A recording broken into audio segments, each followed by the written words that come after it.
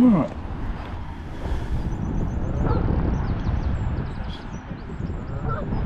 Just need to just check a couple of bits.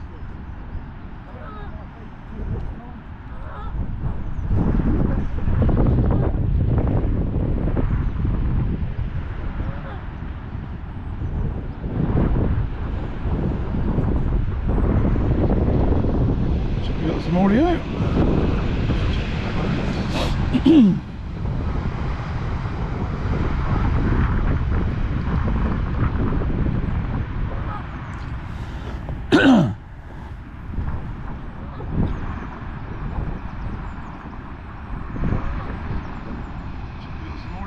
Right, we have excuse me. Right, here we are. Welcome to GoldValleyLakes. What have we got? That's a 24 gram Guru hybrid feeder, 019 reflow power down to a size 12 2-in-1 with a spike and a 6mm wafter from Ringers. And then I've got, well, I want to catch a load of fish. I tried to a couple of weeks ago and it didn't quite work. I got my bond rod as usual, 8-pound ST, 019 hook length. Same again, I've got a size 12 QM1 on there with a bait band. You can see that. And then I've got a line short.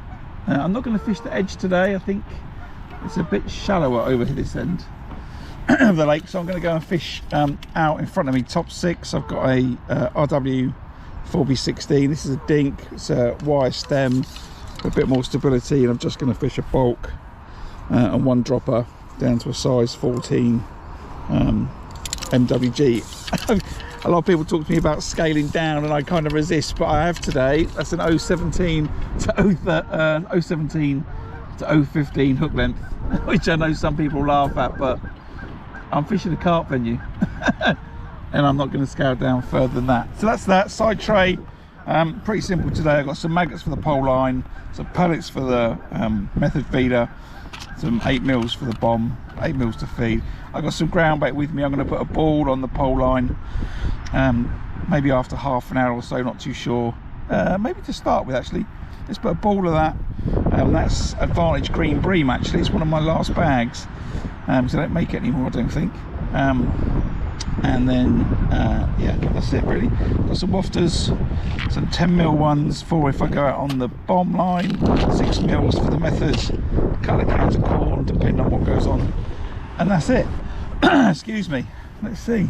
Good morning everybody, welcome to the stream. What have we got? 6 minutes left. Yeah, I think what I'll do is I'll put a ball of ground bait first. I think I'll put like a little ball in, and I'll put some loose, sprinkle that on the pole line, and then I'll put another pot of some maggots, and I'm going to try and throw some maggots to there today. I've got the wind behind me, so that should help. If not, I've got a catapult for that, and I'm just going to keep feeding maggots on that line. I've got 3 pints in there, they can all go in, and yeah, hopefully I want to catch some fish on the bomb. Hopefully the fish have decided that maybe it's time to wake up for spring and start eating those pellets. We'll see. We'll see. I've got 2 spare pegs to my left and 1 spare peg to my right, which I'm quite, well, chuffed about really. Got plenty of room then. So we'll see. We will see.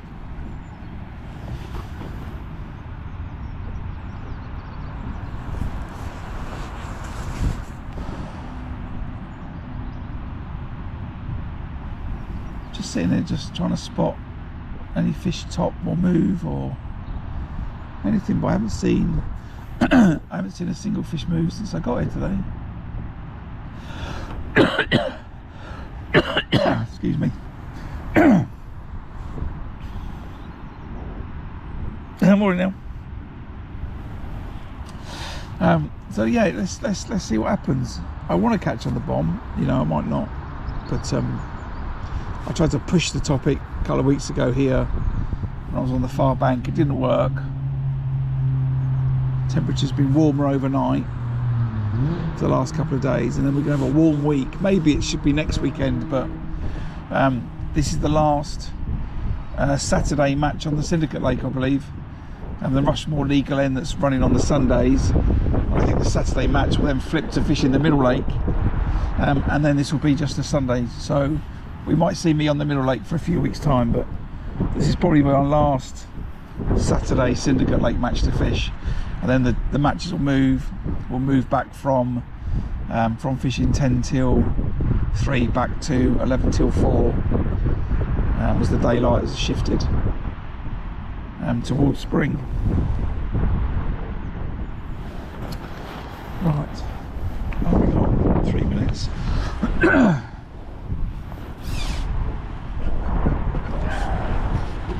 Yeah, let's put some groundbait in to start, I think.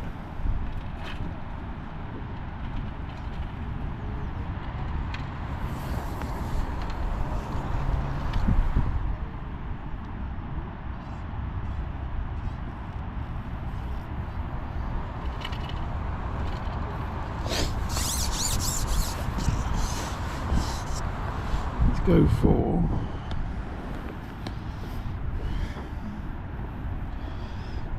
a little ball like that, and then some loose. This makes a nice bit of an area. Fishing a carp venue, you know, they want some room. And then I'll try and chuck some maggots at this line. It might be too far. We'll soon find out, and then if not, I'll put some maggots in. Let's see. I'm super keen today. 2 minutes to go.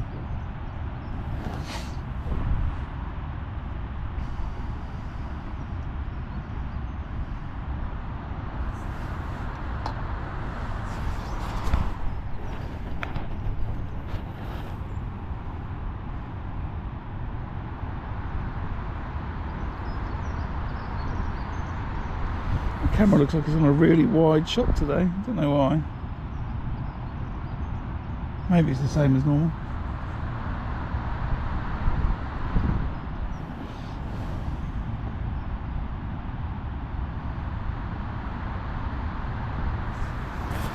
Just waiting there. Pot of bait ready to go.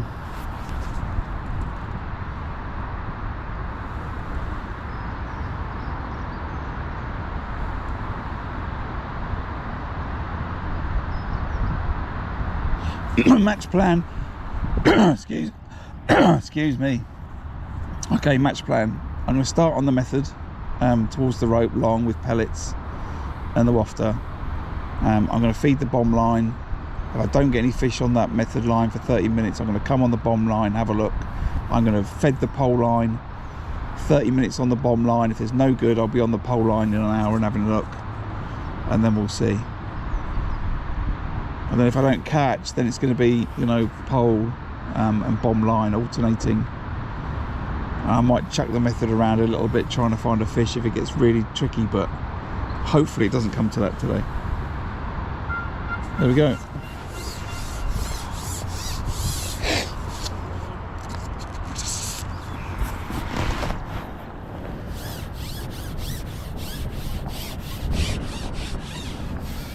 So I was going to put this in front of my far back markers, my pal John, but he's not there.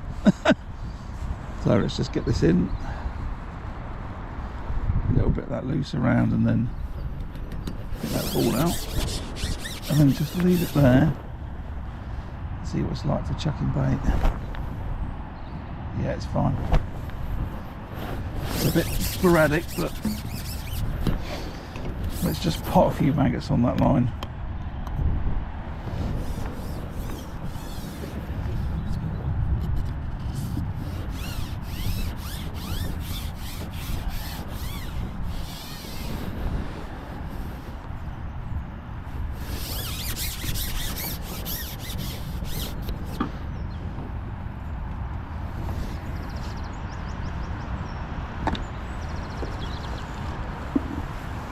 We're off.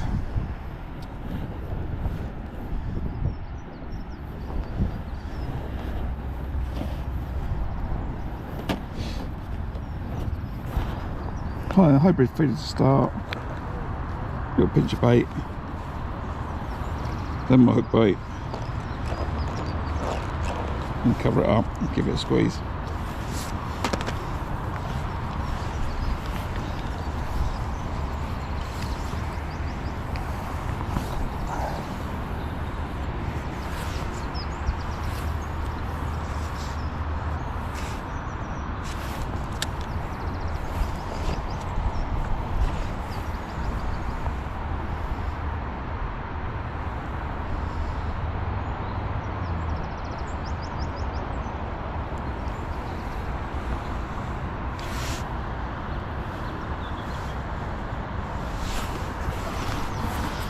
And settle down, I think.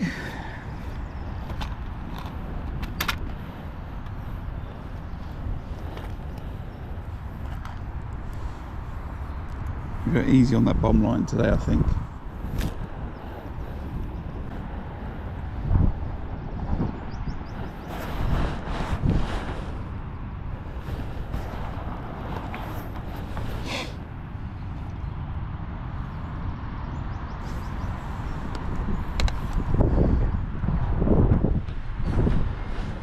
Stream looks a bit choppy then, but it should sort itself out. It should be alright today.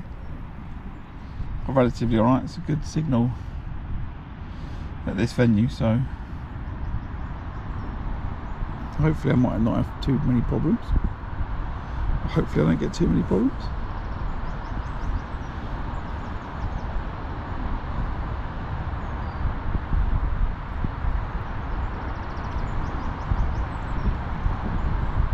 See, that tip going round immediately might be good. I'm going to fish, you know, 5-6 minute casts.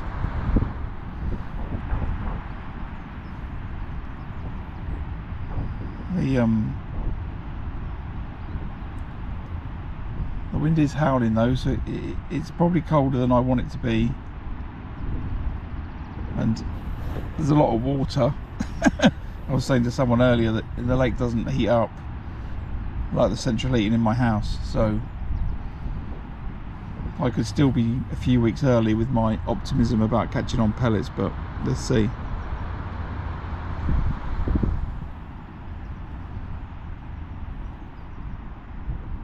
It would be ironic if I want to try and catch on pellets and then, because my availability is better for fishing on a Saturday than a Sunday right now, I end up then fishing a different lake. But Mill Lake's going to be a good fun challenge. There's lots of F1s and bigger carp in there, so I'm going to enjoy some matches on there for sure. And but hopefully let's try and finish this winter Syndicate series with catching a few today.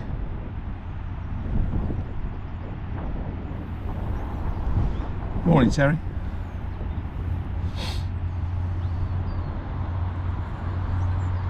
Not fishing today, Terry?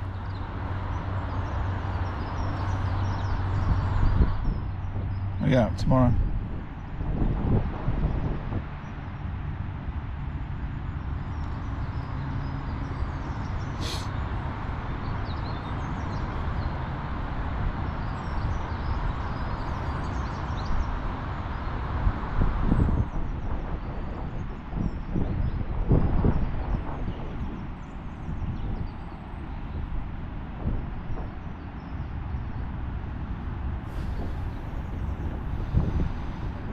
Morning, James.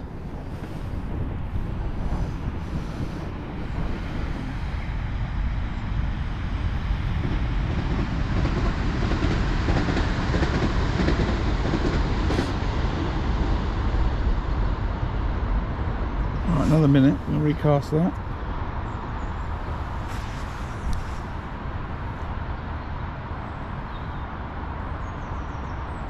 At some point these fish are going to switch from winter mode to spring mode and come on the feed with pellets, and if you can get that, if you can get it just right, you can have a good run of a few matches where people are still fishing maggots and you'll be pushing pellets,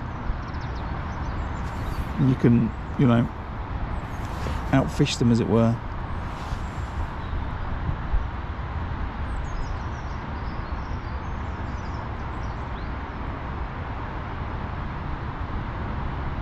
Gone too early again though. I'm going to have to make a note for next year to not do it again.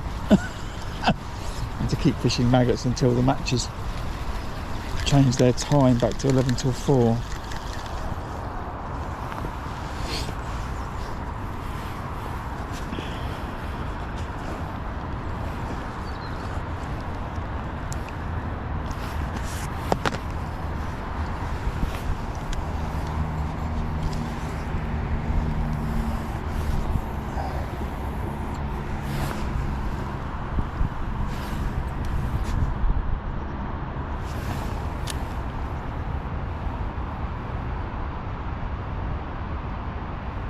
Come on, pull it out my hand. Well, not out my hand, but you know what I mean.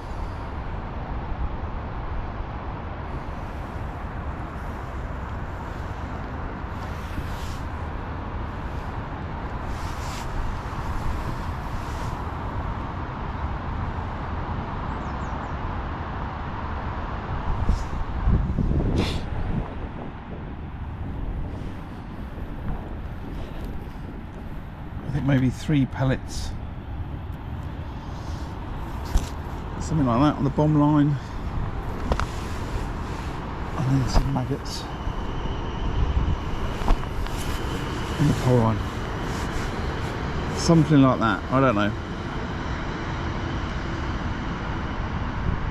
I did catch just down to my right in the earlier on in the year, I think it was. I was pegged in 110. And even though it was really clear, I still caught a carp down the edge, and I was umming and ahhing about fishing my left edge today, just because I've got some empty pegs down there. But it's a lot shallower than it was on the far bank. And I caught down the edge a couple of weeks ago, and a lot of other people did. It's a lot deeper on that far bank than this bank. So I think I'm going to shy away from this edge today and just concentrate on that top 6 line. Maybe if I get absolutely no good, I'll plumb another line up to my left. A couple of extra sections of pole, but still fish like top 6 out. So, and then maybe dump a load of corn on there. I'm not sure. I'm not sure yet.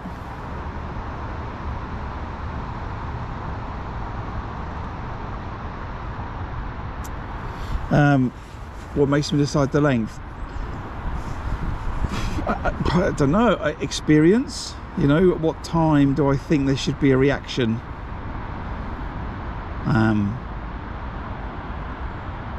It's probably 30 minutes on a line before I want to try a different one here. So fish the rope for 30 minutes, something like that. It's an experience thing. I'm never going to sit out on that method feeder for 2 hours, for example. There's no point in doing that. I've got quite a lot of water between me and the rope, so you know, search it.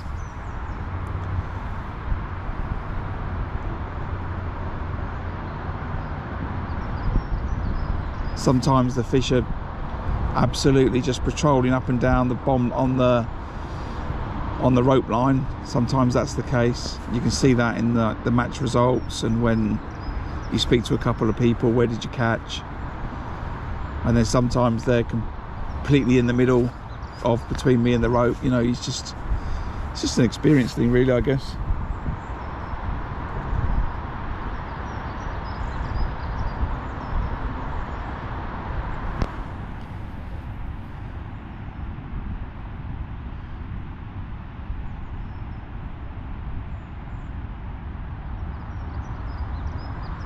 Can be driven by what's going on with the other anglers, right? So look around, watch what they're doing. It's the joy of fishing a lake versus fishing a river where you can't see anyone really. You can get a feel for where other people are fishing,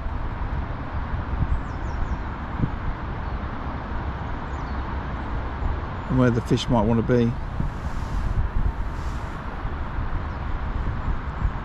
So I haven't clocked it. I haven't clocked the gentleman to my left or the one to my right, but I need to, when this guy casts to my left, I need to make a note of where he casts.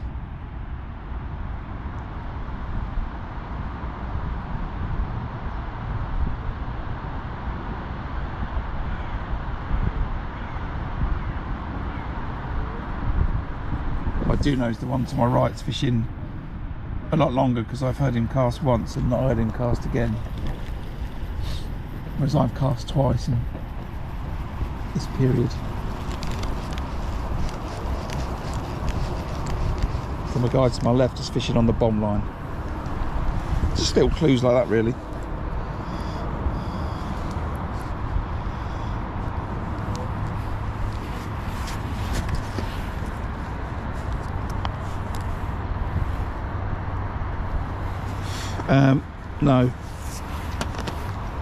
No, John. It's a long-running discussion with me. PVA bag with maggots. I don't think anyone fishes here on a PVA bag with maggots, which doesn't mean it's not the right thing to do, but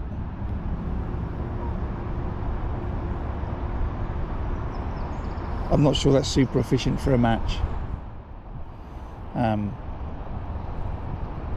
And then fishing with glugs, I don't do it.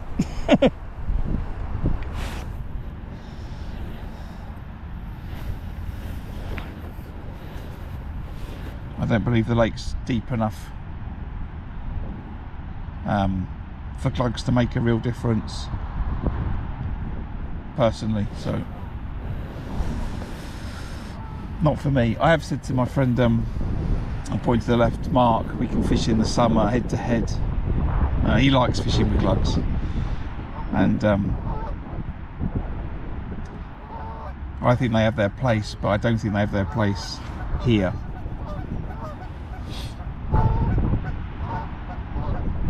But if I was fishing like a much bigger water and I plan to leave it out there for 30 minutes, then maybe a glug would be a good idea, but I'm trying to attract fish because they've heard the splash every 5 minutes.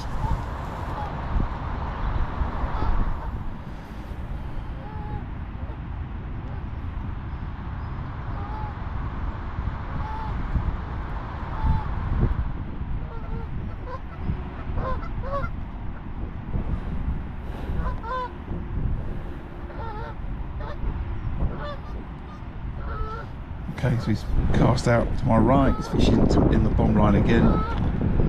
Only one fishing to the rope. Along here.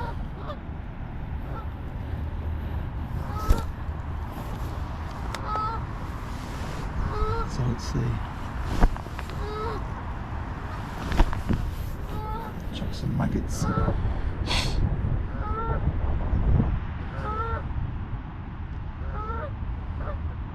Still quite clear. I can see the end of all my keep nets in the lake. Excuse my geese friends.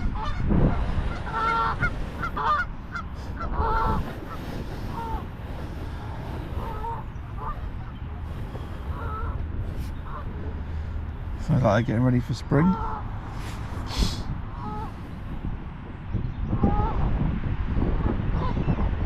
Any fish caught yet? Look at the far bank.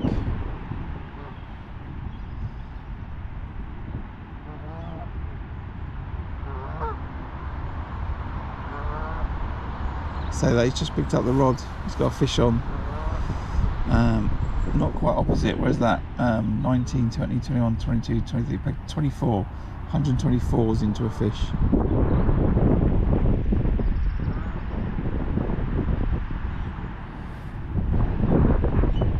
Nothing to my left or right, what I see.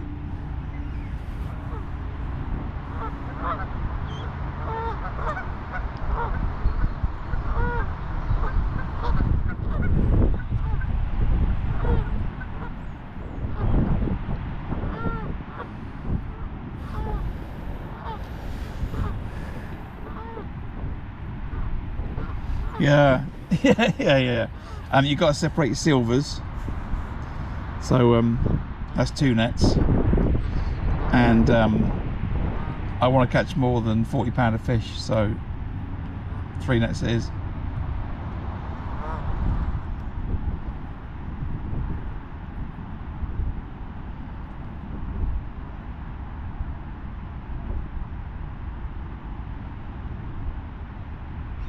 I only want to put 40-pounder fish in each net anyway, so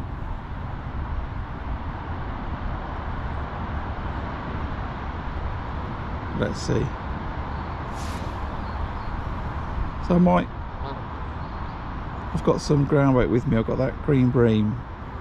Just keep an eye on the time. That's 3 casts. I might put a little bit of ground bait with that, with those pellets in a minute. Let's see.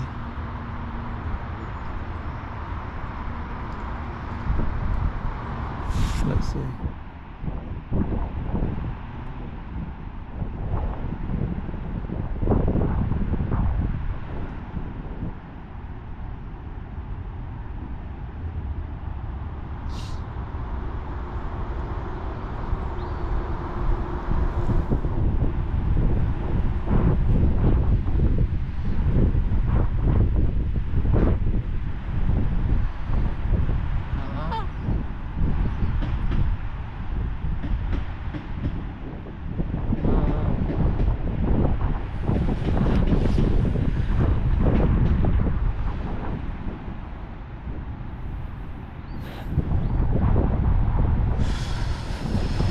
Well, yeah, there are some big lumps, yeah.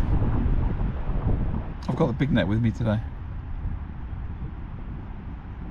But there's also a load of smaller fish. There's been some stockies that have been put in. A few hundred fish have gone in over the winter period. I think they're about £4, £5. So there's quite a few of those as well.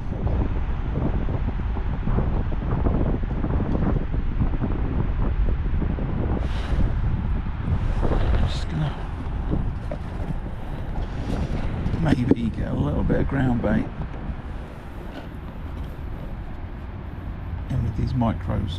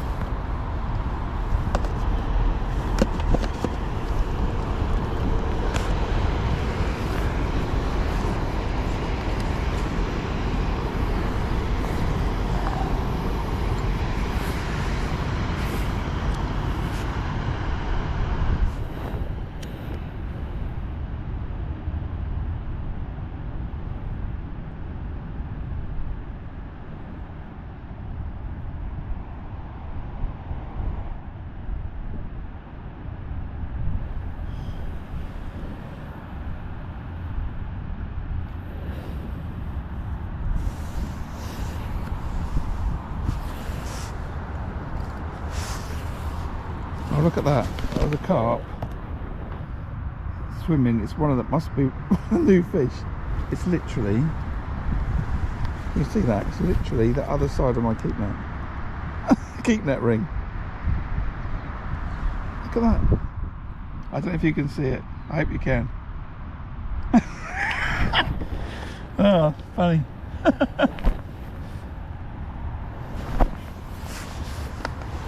That's too funny.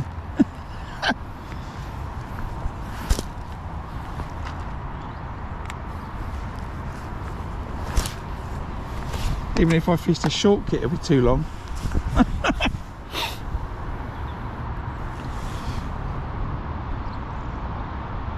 I've no idea where that's even come from. I was too busy setting that up, casting. Suddenly on this middle keep net, on the other side of the ring, there's a £5 carp.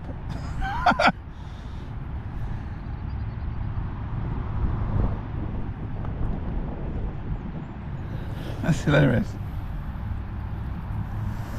It didn't happen so much this winter, but definitely last winter. I think I sat and watched 17 carp swim past minutes.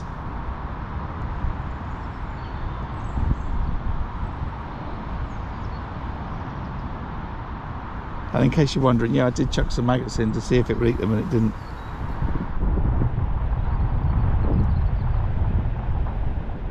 Morning, Martin. No good. Although I've just sighted a 5-pound carp the other side of my net, so maybe that maggot line on the pole might. I normally fish a purple or a black, but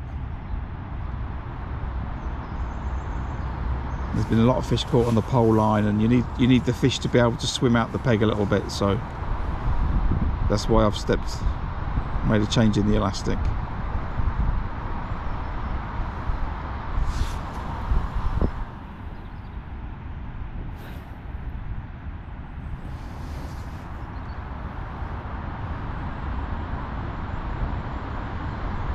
The fish didn't even spook when I stood up.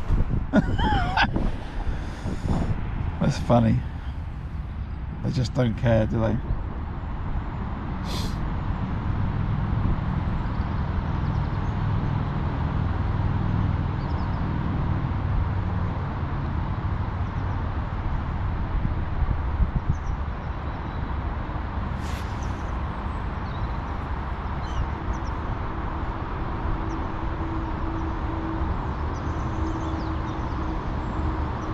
One of these days I'll come and I'll just set up down the edge and just fish down the edge from the start of the match.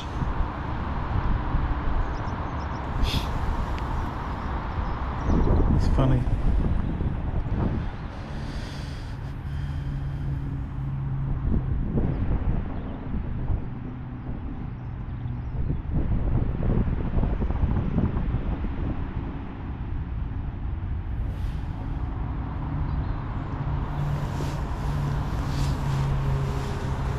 A little bit longer. Was it 24 minutes past? No, maybe I won't. I'll get another cast in, and then I'll have a little look on the bomb line. I can go back to the method long, but I generally find that they're either there or they're not, and more time there is just wasted time.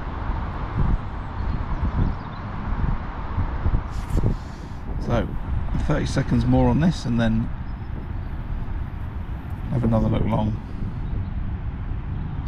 Look on the bomb, sorry.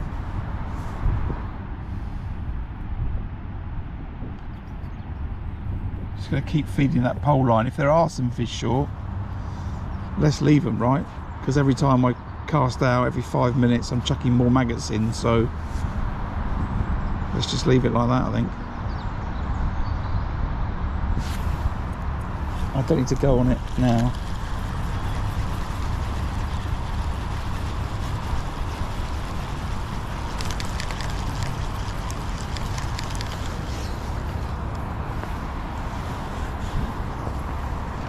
But I will say those, I had no indications on this tip at all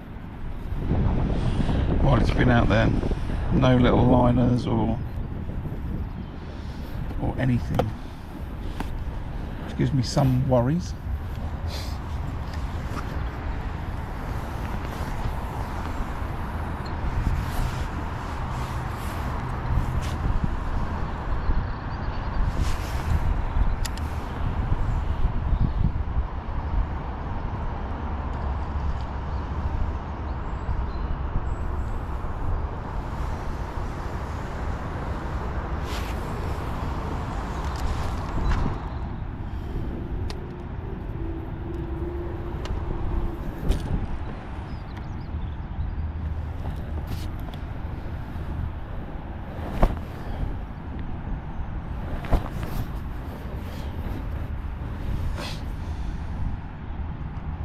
Too worried about being completely accurate with those maggots that I'm throwing in.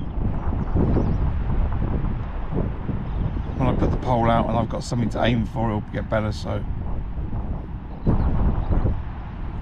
or if I can't throw them effectively, I'll pop them in.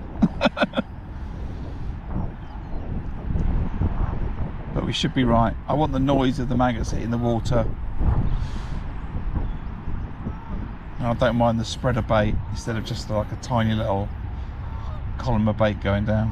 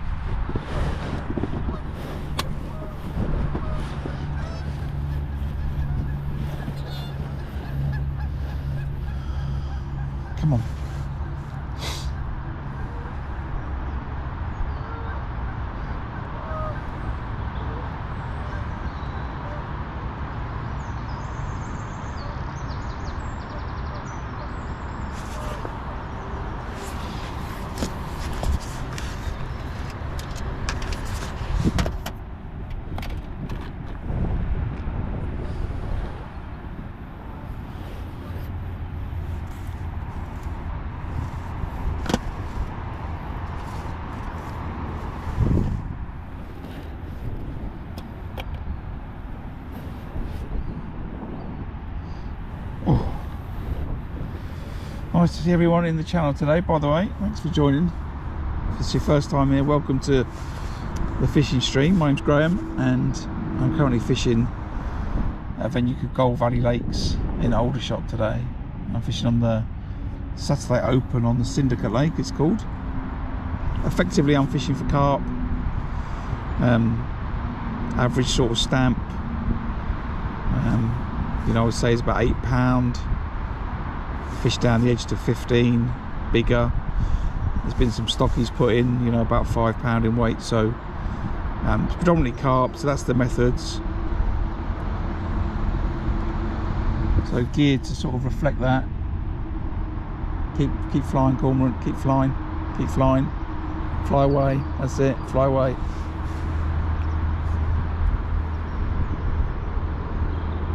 And as we come out of this winter sort of process, I'm looking to try and catch some fish on pellets today. But maybe it's too early, I don't know. I don't know.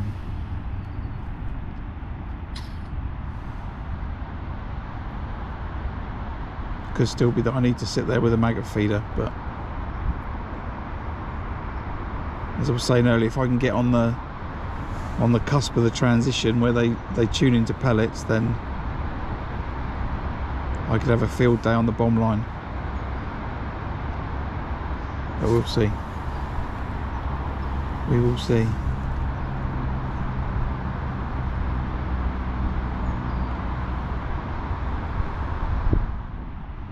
I did say that 2 weeks ago, and then I didn't catch a fish till the last half an hour of the match, but got to try, right? So we're coming up, it's past, 30 minutes gone. Just got 4.5 minutes on my timer. Let's leave it for a little bit longer.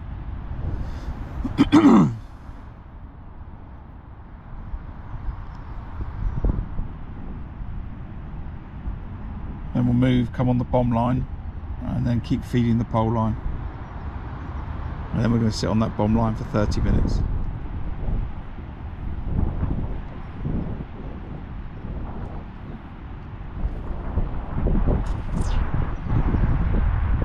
There are a lot of fish getting caught late in the matches, though. I'm very aware of that.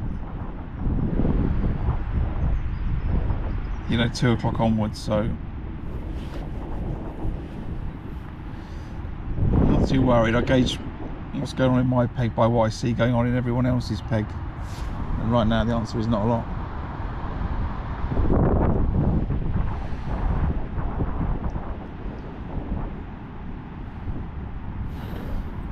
Okay, let's get off that, get on the bomb and have a look.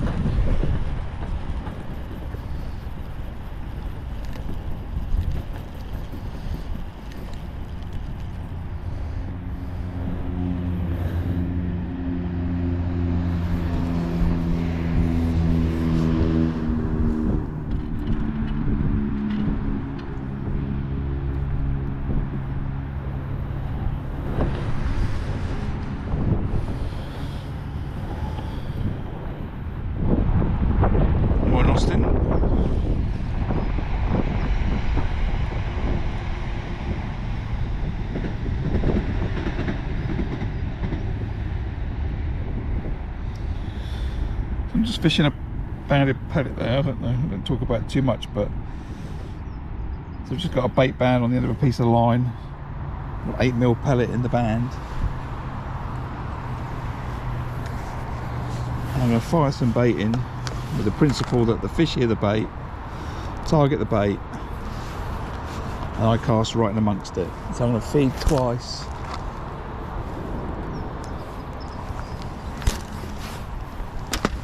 It's a little bit tricky to see because the wind is blowing, but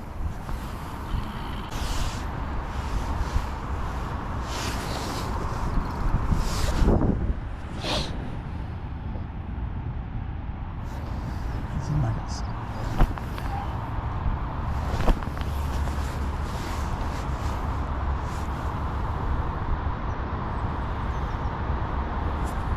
Yeah, I'm feeding maggots on the 6 metre line, Martin.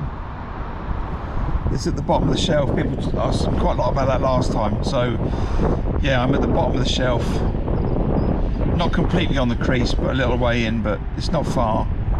If I put another section in, it's no deeper. If I take half a section off, then it shallows up by about 8 inches. So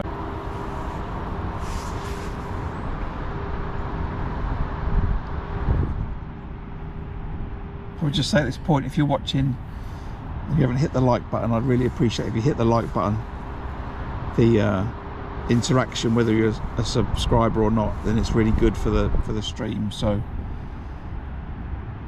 give it a like, please.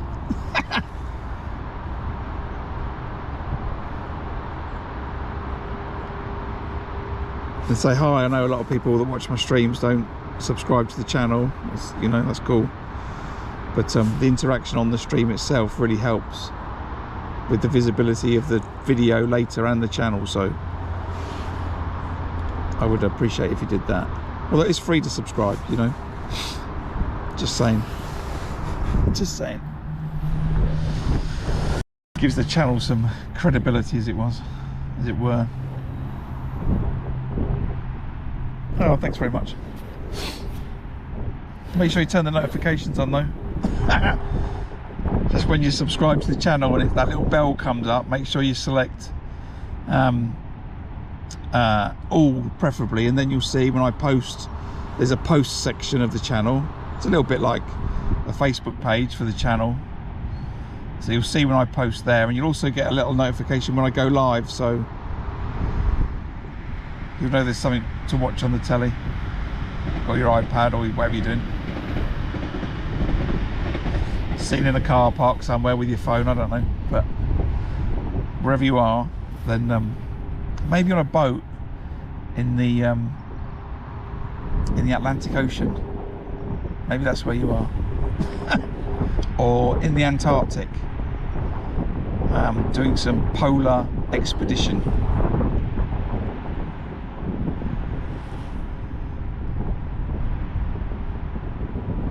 Or in a Moroccan desert, I don't know. Watch out for scorpions, but wherever you are, then I don't know what I'm saying now. Subscribe, it's free. Press the like button, I appreciate it. Right, back to fishing. It's 10:37, so no signs of fish apart from the one that was under my feet. And I'm looking opposite, and I can see 1, 2, 3, 4, 5, 6, 7 anglers easily, and I've seen 1 fish currently. I've not seen a fish to my right. There's a spare peg to my right, and then there's an angler there, and then there's 2 spare pegs to my left, and then there's an angler I've not seen him catch either. So kind of as expected.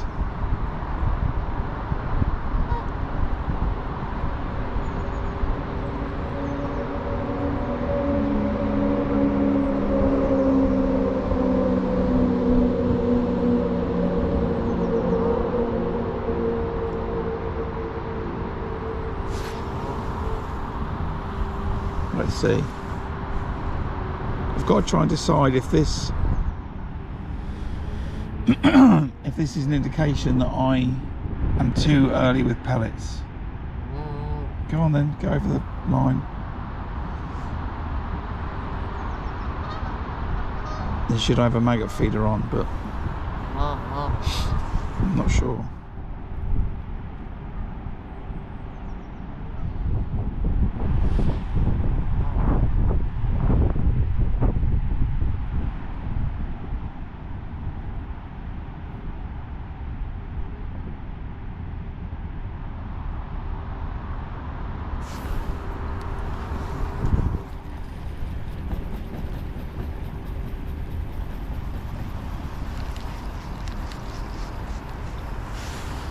Thinking if I'm going to put this rod in, because I normally just put the rod under my leg, sit on it, and then bait and then cast, because I've got that carp swimming around, or there's certainly that carp swimming around. I've got to make sure I've got an eye on what's an eye on that rod in case that gets dragged out from under me. Let's put a few more pellets in.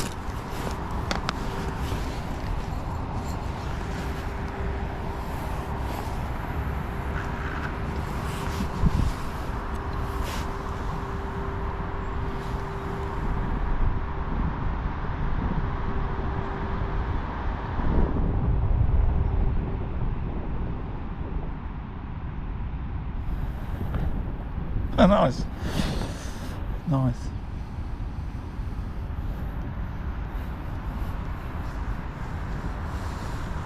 I like Portugal, not been there for years.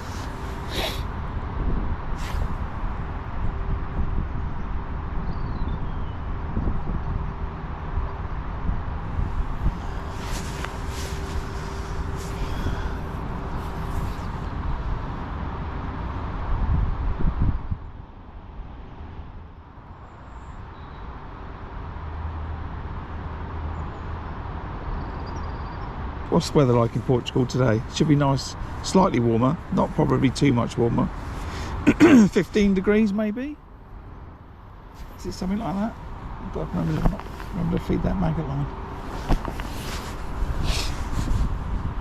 15 degrees in Portugal.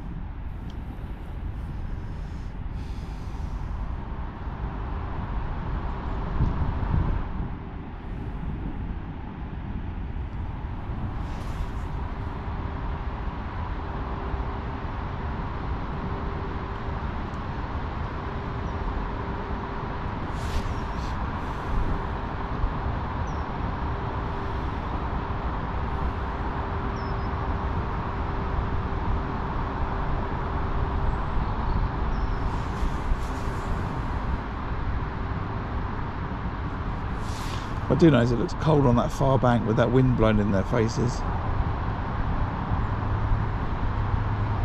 When I drew the peg today, knowing which way the wind was blowing, I was quite delighted, I do have to say.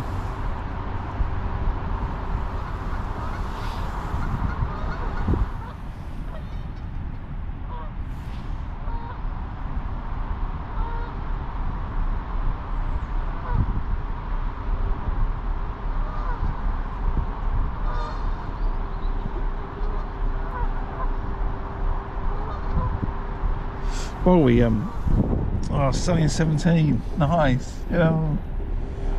Okay, we're not talking about Portugal anymore. You enjoy it.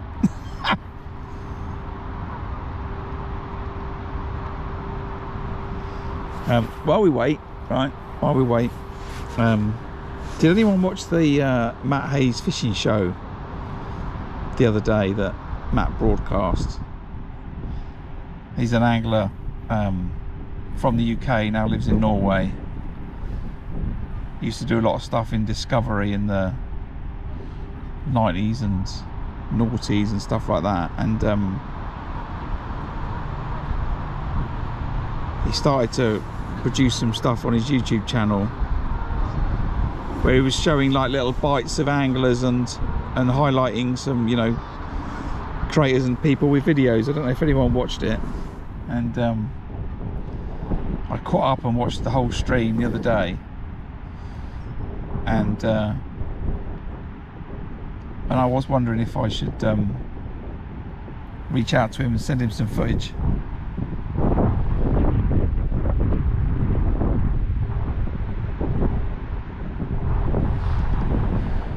So did you watch it? Did anyone watch the Matt Hayes fishing show the other day? I'm curious.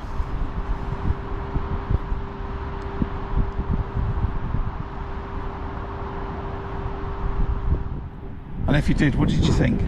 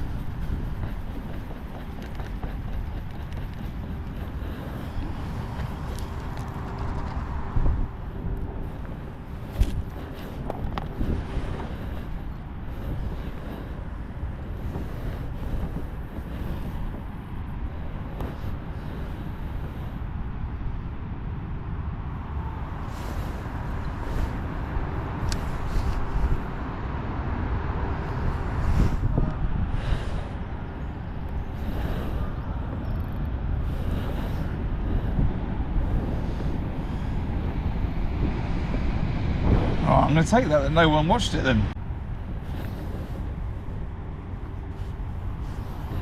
Right, this pellet idea might not be the right idea.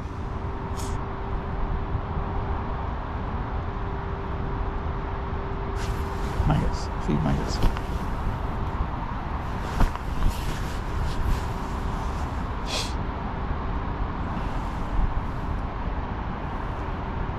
Okay, he's got a fish next door.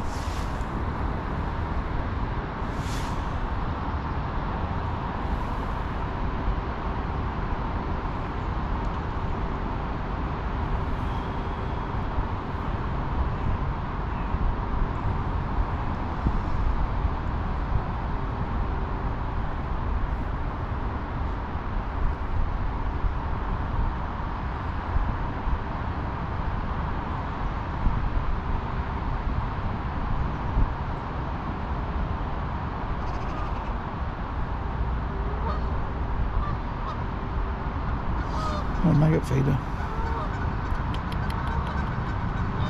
Started up. He crowdfunded another episode of another season of the Great Rod Race. I did enjoy some of those back in the day, and it looks like he's been inspired to start some stuff up on YouTube. So I'm quite curious.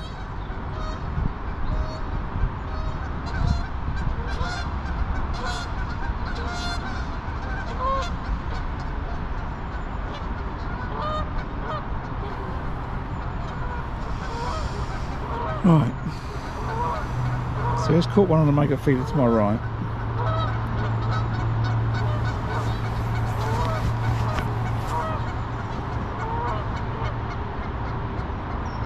I see a lot of people with hands in pockets on the far bank.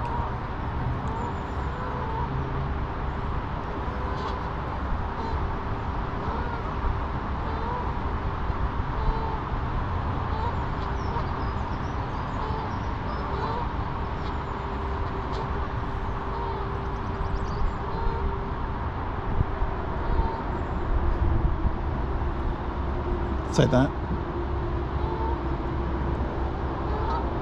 Oh, they just right. Two guys. So the gentleman in 124 and 126 have got a fish on.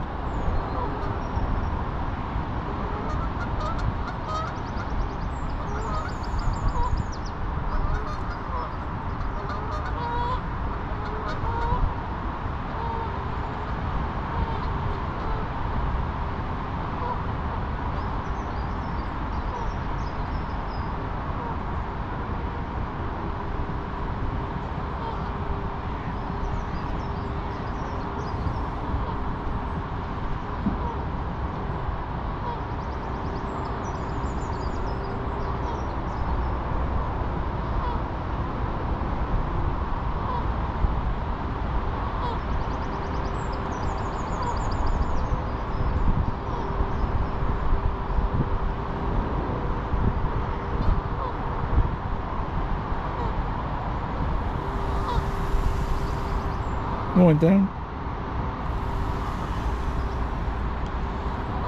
I'm just going to try and see Martin.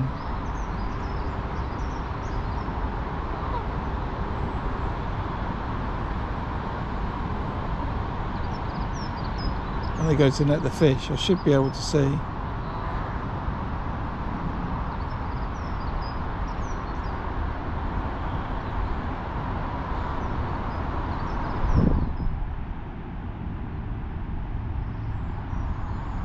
Okay, he's netted the fish I couldn't see.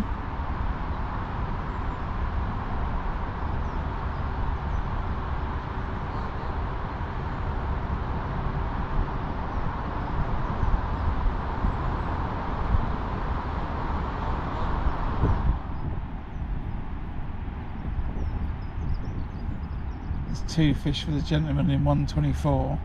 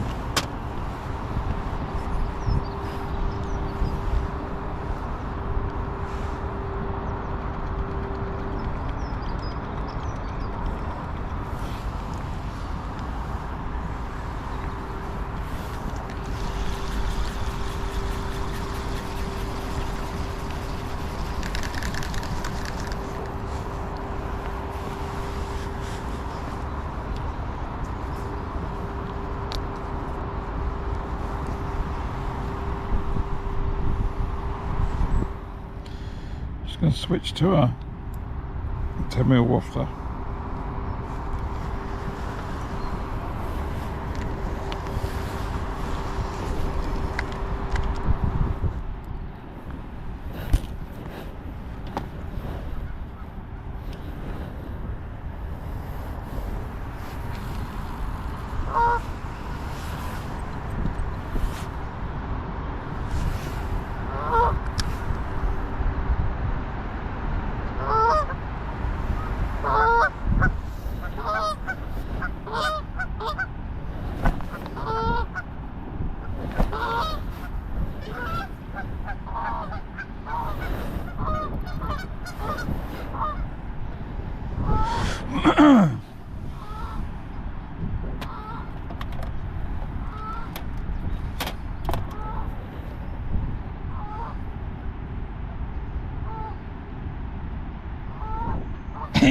I'll probably have a look at my my winter season fishing here this year, and maybe there'll be like 4 or 5 matches where I should have just fished a maggot feeder all day long.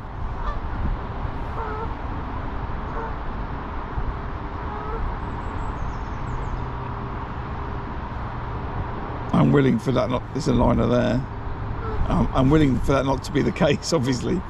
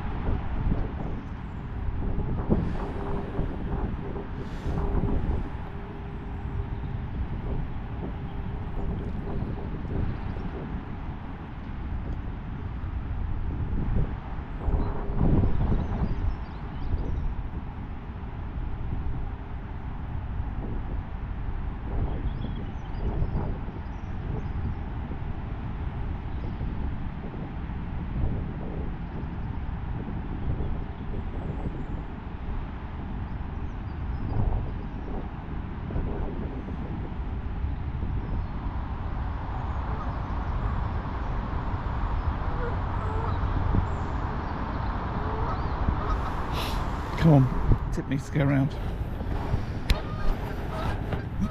Excuse me.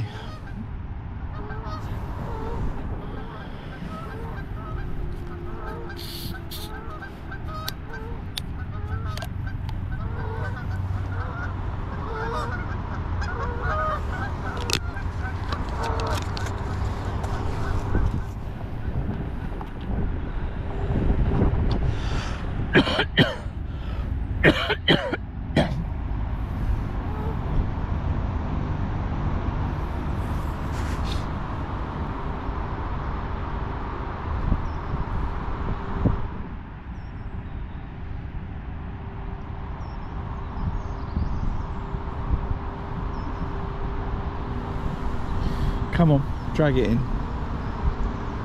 That's what I need.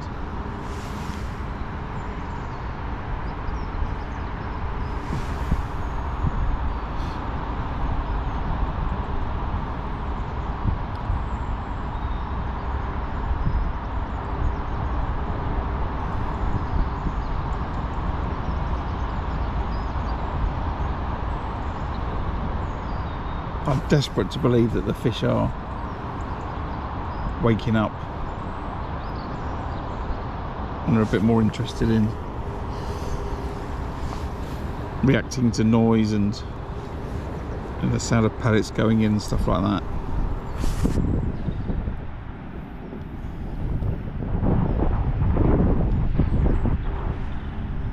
Could be wishful thinking though.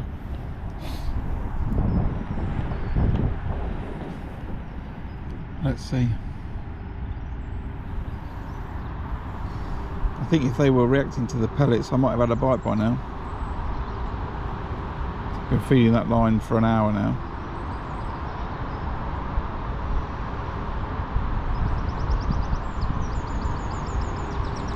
Might just be this a little bit early though.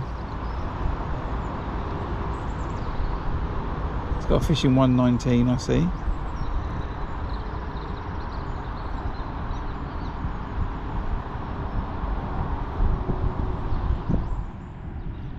I feel like I'm behind.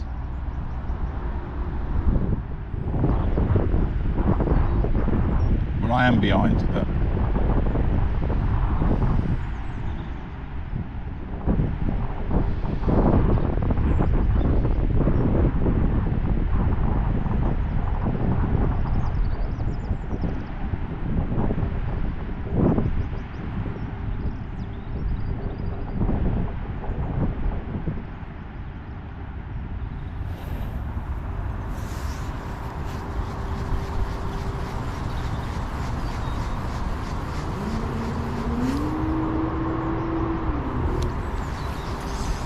yeah, I think maybe that's the problem, is the lack of movement. I'll have one more chuck on this and then I'll have a look on the pole.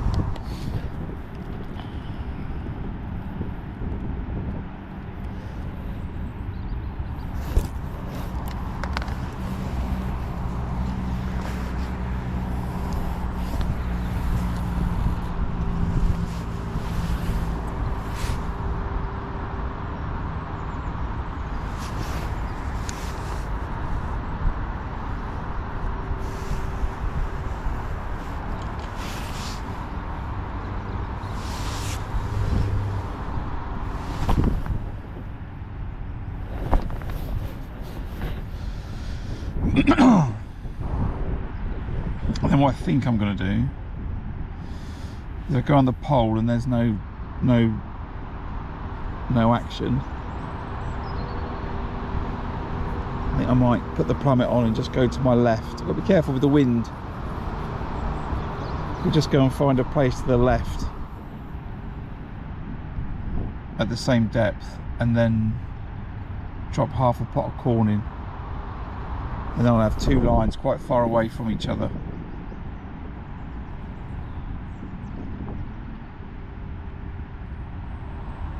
Let's see. I do have a general lack of indication though, that's the thing that's concerning for me. No fish bumping into the line. A one liner. So not a lot to report. So, real update. 1 hour in, no fish yet. I spent the first 30 minutes on the hybrid feeder towards the rope, fishing pellets with a wafter, and then I put some ground bait with the pellets. No joy. I was feeding the bomb line, went on the bomb line, sat there for 30 minutes. No joy. I've been feeding my pole line from the start. I put a little bit of ground bait in and some maggots. I've been chucking 2 small lots of maggots every cast, so every 5 minutes. So we're going to give this another 5 minutes or so, and then we're going to have a look on the pole line and see if there's any fish there. So far nothing to report. There's a few fish. I've seen one person have 2 fish, and I've had 4 people have 1. So not a lot of consistency, but early days. Let's see.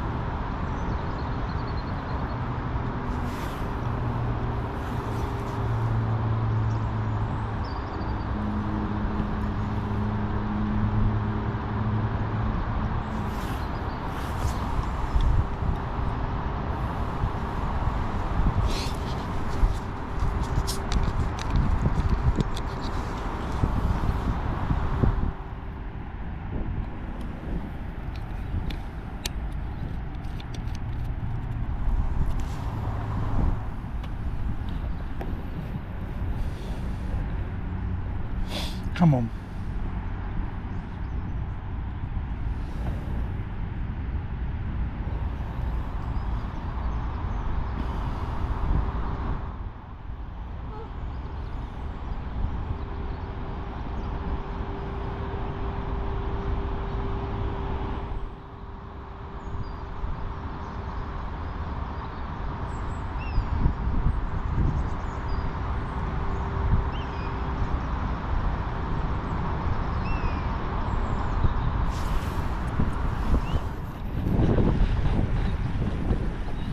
Okay, no signs of fish there.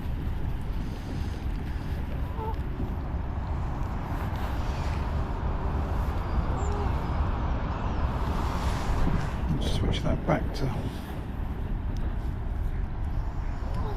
pellet.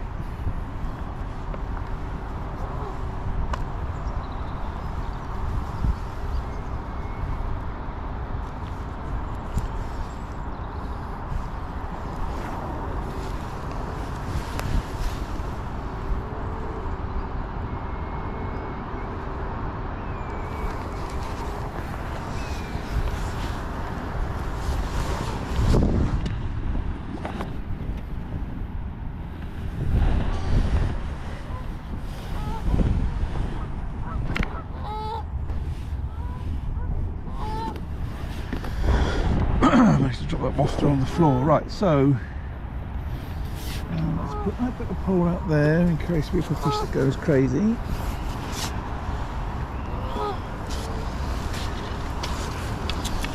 Let's have a look.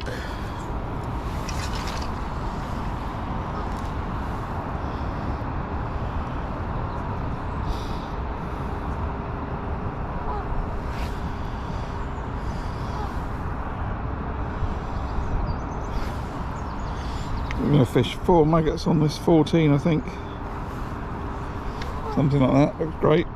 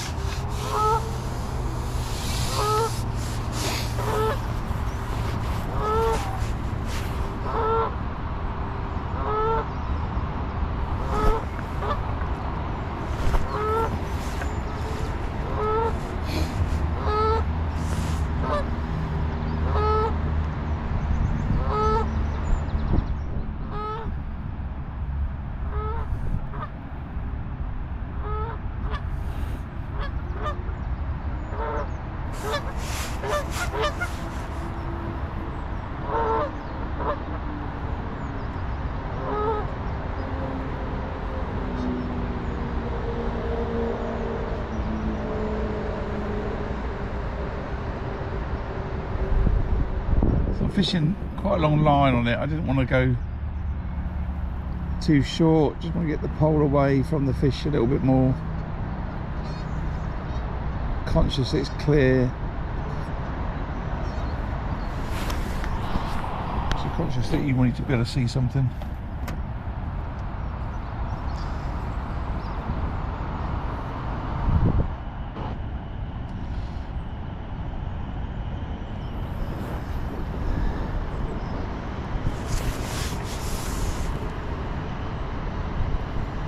With the wind behind me, I also need to just drop the rig in and then just bring the pole back a bit. Make sure that float sort of stays in the right place.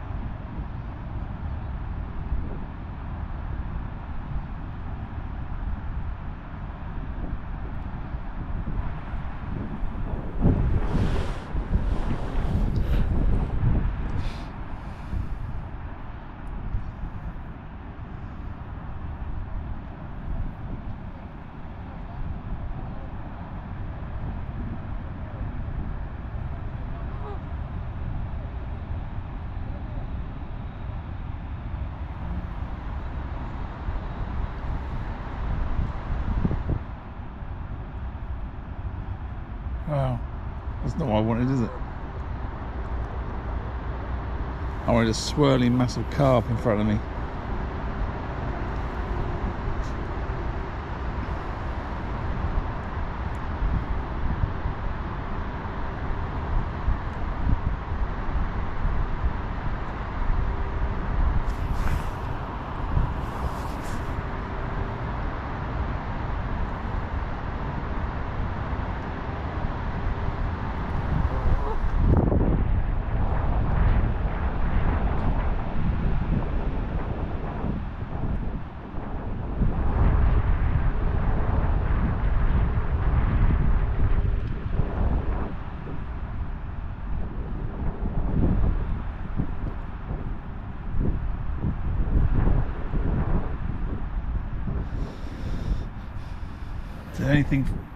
Anything preventing me from fishing along and the same distance as this wind, you see. And it's a bit too windy.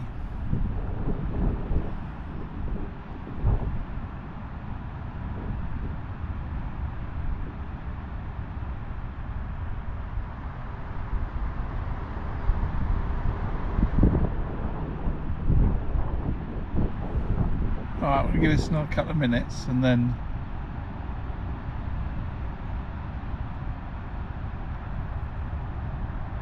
we're going to go back on the method, which isn't something I really want to do, but with no signs really on the bomb line, I think going long is the right thing to do.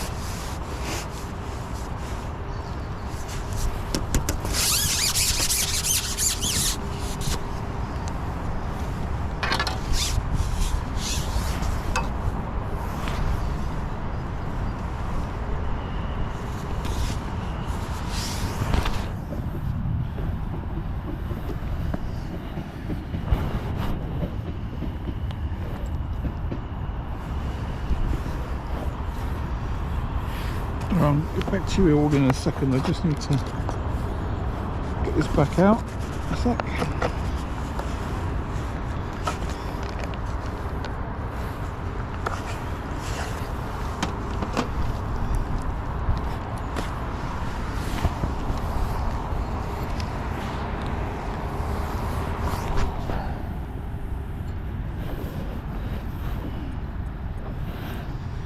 Okay.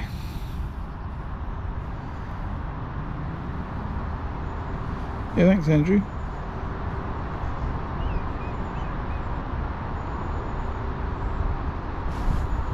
Joe.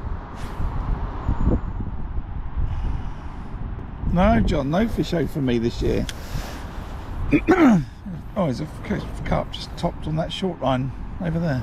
I would normally fish here at Gold Valley for the Fishermania, and it's on a Wednesday as always, but it's the same Wednesday as the third day of the Daiwa Pole Masters at Tunnel Barn Farm, which I will be at. So when I realised it, I thought, oh, maybe I'll get another ticket for somewhere else. And then I think everywhere was sold out. So I was like, oh, okay then. No fish over for me this year. No matter. So yeah, nothing for me.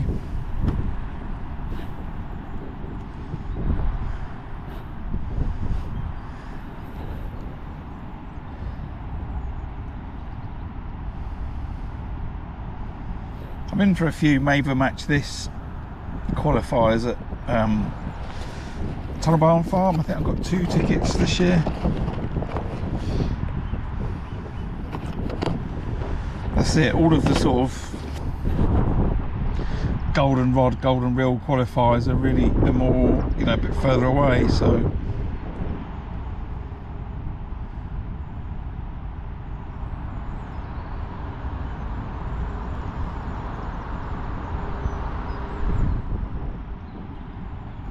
okay, where are we?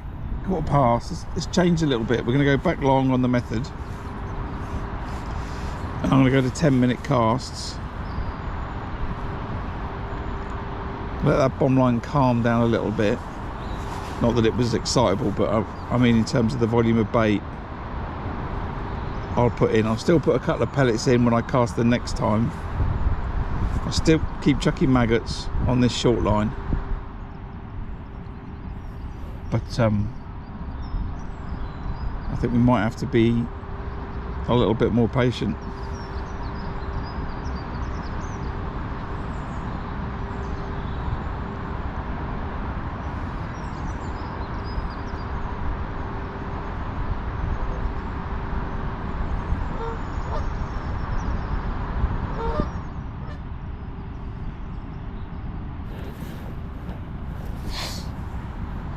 I don't think there's a lot of choice really.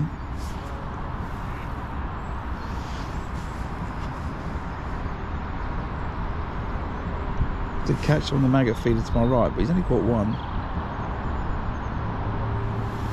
So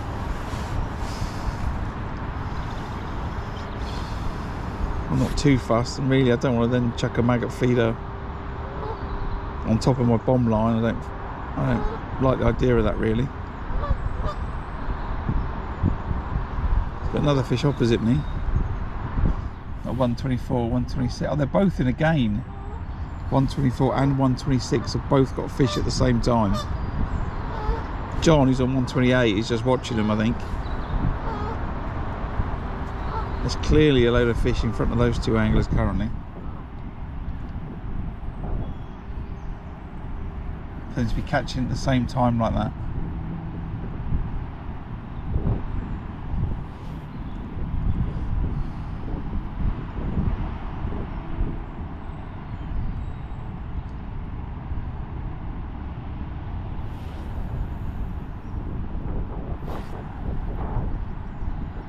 Yeah, there's a lot of matches up north, but you know, M3, M4 corridor down here, I'm surrounded by carp venues, you know what I mean? It's all carp lakes, carp syndicates, you know, all sorts of stuff down there.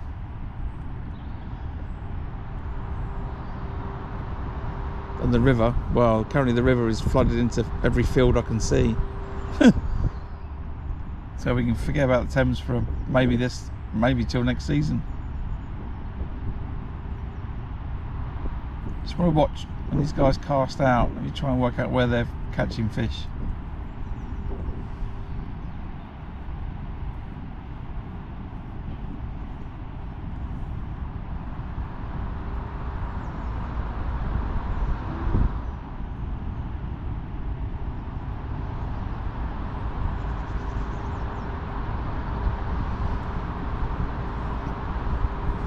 Bomb line was the guy to my on 126. 124, sorry. So they must be fishing the same line.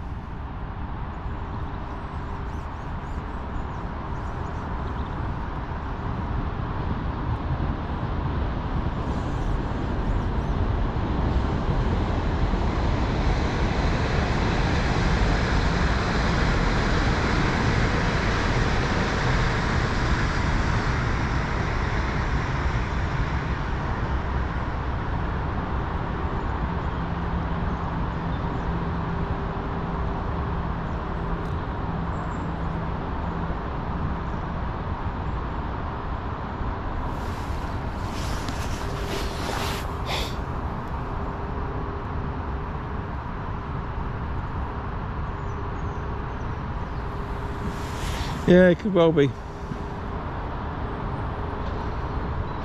Could well be. but they're in a little pocket, right? I don't see the gentleman on 122 catching them, and I don't see John on 128 catching them. There's like a little pocket of fish between those two anglers there. I think they're stockies.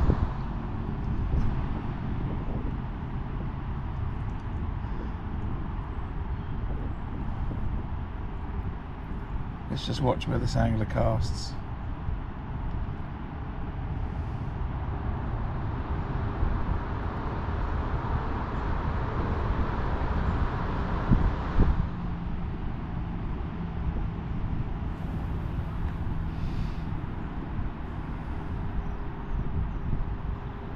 We're looking forward to better weather. Yes. Today is better weather. He's been here some weeks ago.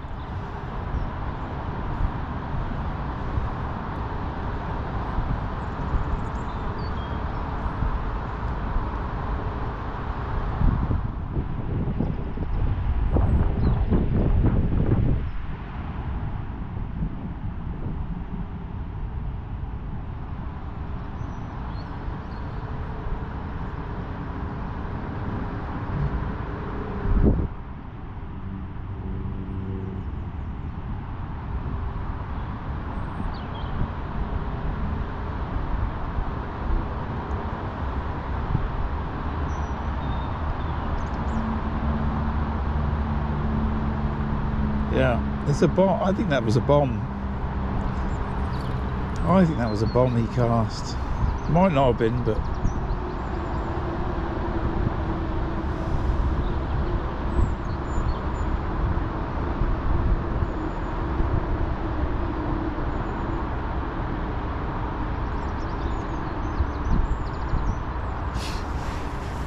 could be wrong. Anyway, it's halfway towards the rope on their side anyway.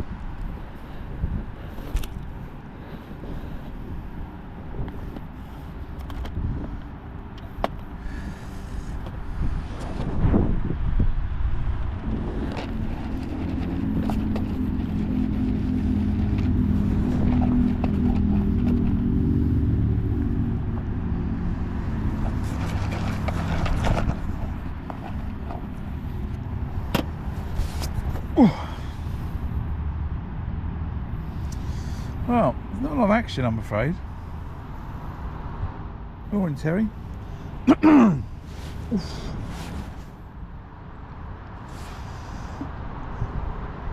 He's in again on 126.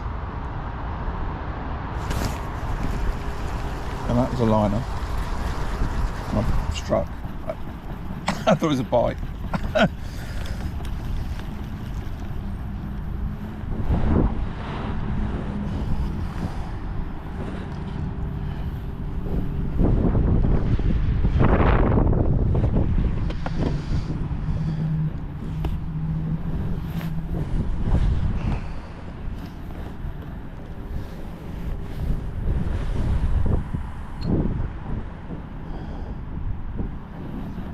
And then he caught everything then, and then he caught 2 grebes and a seagull.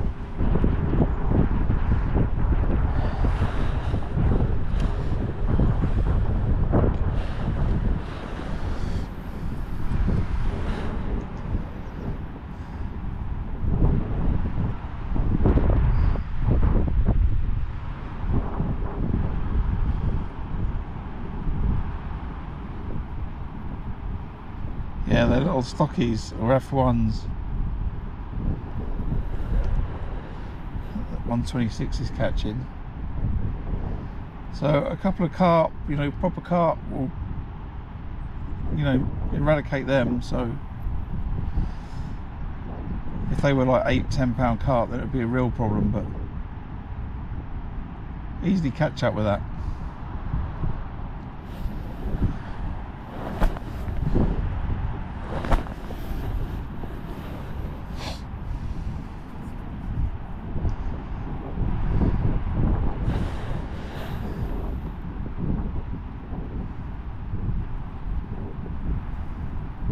Yeah, I couldn't say the hook because the fish wasn't near the hook.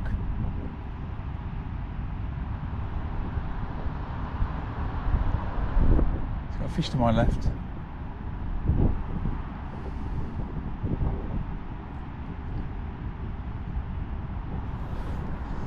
Oh, Graham, you got to sort this out, my friend.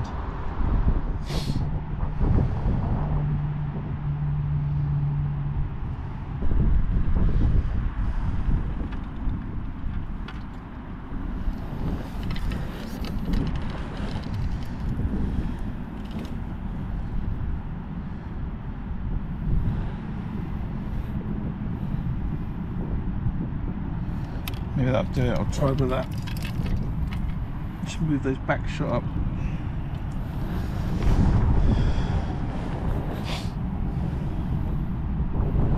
Come on, fish.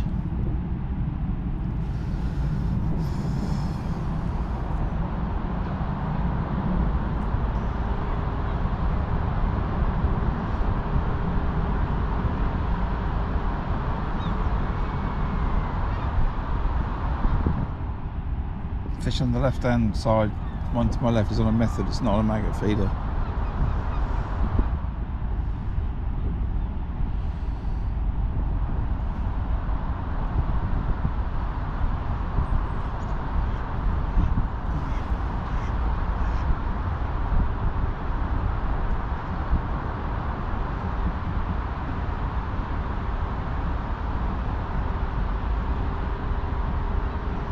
I feel like I'm doing a great job at avoiding the fish.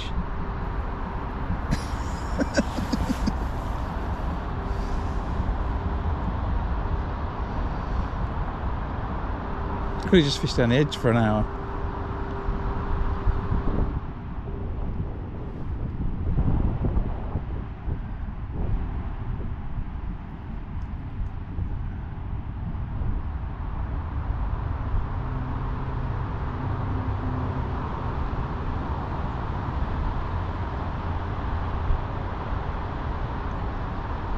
Come on, it's only a few little stockies and F1s, Graham, don't worry about it.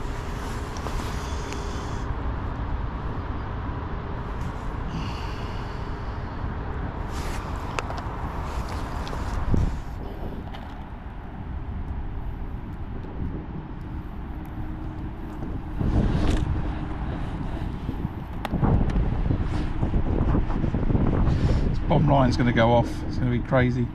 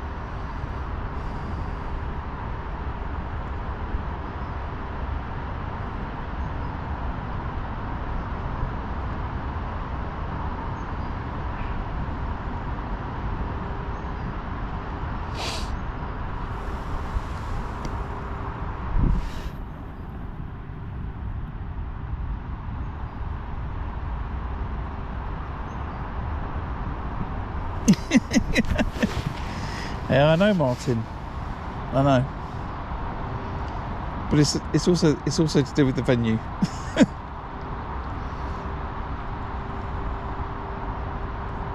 You don't see me going and chucking a method feeder at Tunnel Barn Farm. Come on. Or the river. It's this winter period where I can't get on the river. And I want to stream, so I come to Gold. And it's carp and it's a bit moody. And you're either on them or you're not. If you look at the Rushmore results over the last 6 weeks or something, there's been some good weights, but there's a lot of people catching one fish. And it's just because the carp want to slow down and you can't encourage them to feed very much. And I'm trying to push the topic, as it were, with them and get them to feed, instead of just swimming around doing not a lot, you know.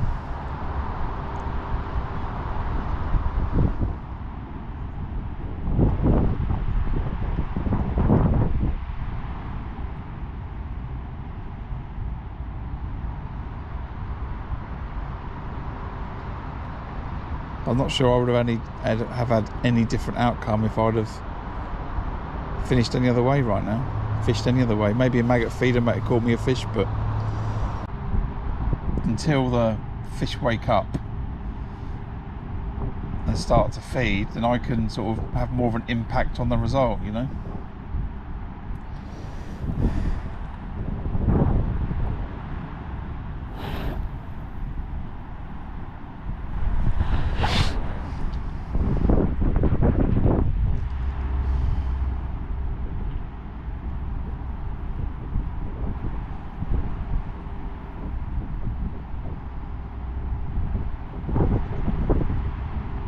But, you know, that said, we're out fishing.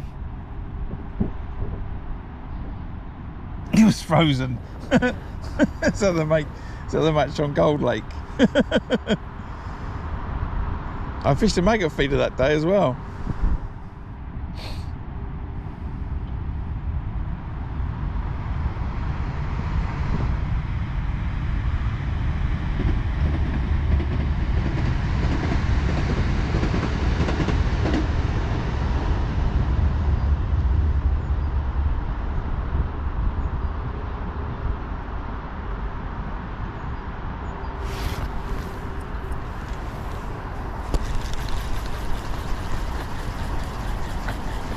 And I'm fishing maggots on the pole line this week, and not corn. Oh, I don't know. I think there's lots of changes actually.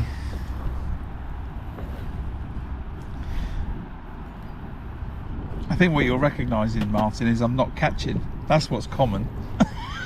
It's not the way that I'm not catching. It's the fact that I'm not catching.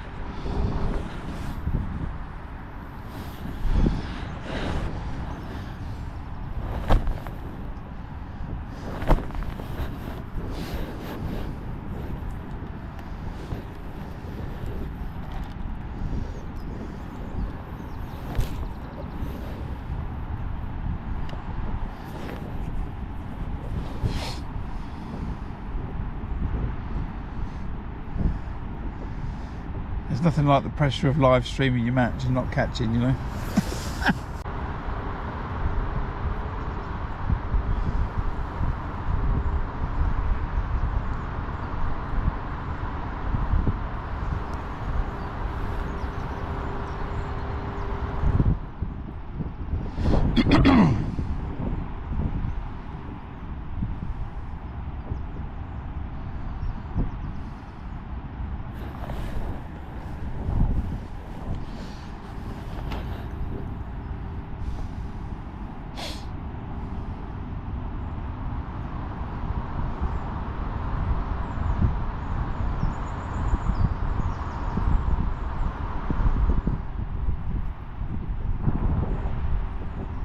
Should we talk about what's coming up?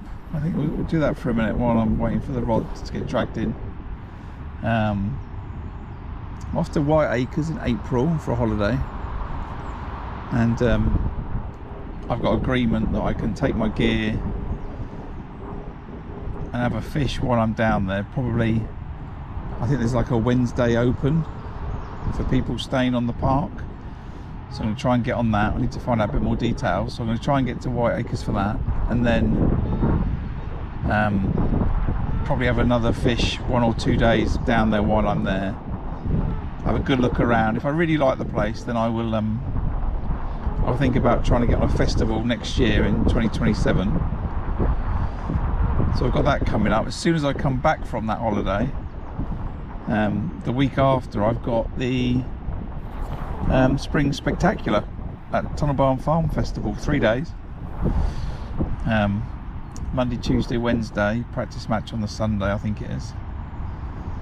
So that'll be good. Dominated by meat last year, really dominated by meat, and I'm all prepped for that already. That 3-day festival, all the rigs are already made, all the hooks are already tied, so I'm really looking forward to going down for that. And then it won't be too long, but between April and then June I'm down there for the Pole Masters, another 3-day festival at Tunnel Barn Farm. I might have a Maver match this in between. I've got Thames Festival lined up again for this year, which should be fantastic. I'm really looking forward to that. And then I've got plenty of other matches booked in for in between, so we've got lots of stuff to come. I'm going to try and get to Tunnel Barn Farm a little bit more before the Pole Masters, just to get my shallow fishing to a point where I feel I can compete on it. So looking forward to that. I've got the rigs, I've got the tit, I've got the top kits, that's all done, everything's prepped. Can't be more prepped this year actually. And so yeah, we've got a lot of stuff to come. I also want to try and get down here a few Wednesdays, so if you've make sure you've got the notifications turned on for the channel, because I might try and get down here for some Wednesday opens on Gold Lake during the summer. I want to catch more fish on the pellet wagger and the bomb. I did it last year on one match, and I want to be here more to do it, you know, more often. So I really enjoy that style of fishing, where I think, you know, feeding can make a really big difference to the outcome. So hopefully we'll get some more of that. So lots to come. That's all nice warm weather. I can just picture it in my mind. I've just put my hood up. I thought the temperature was going to be nice today, but this wind has got other intentions, I think. Still the fish seem to be concentrated to those 2 anglers on the far bank. Not seen them catch, but as I did say, they were on the small side, the fish. So, you know, whilst they may have had 3 or 4 fish each, 2 fish will just catch them up. So not worried too much. Wish I'd have caught. We're coming up to the end of the second hour in 15 minutes, but just seems to be the way things are going in the winter. So let's see.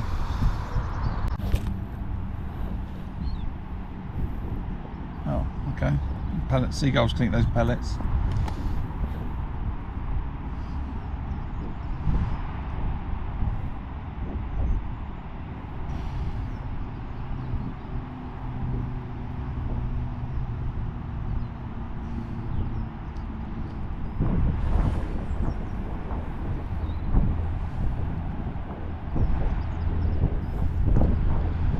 Oh, and I'm up to Lindholm Lakes.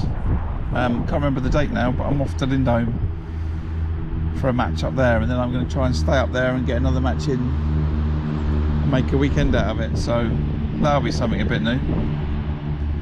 Never been to the venue before. I understand it's a load of, you know, big weights, F1 shallow.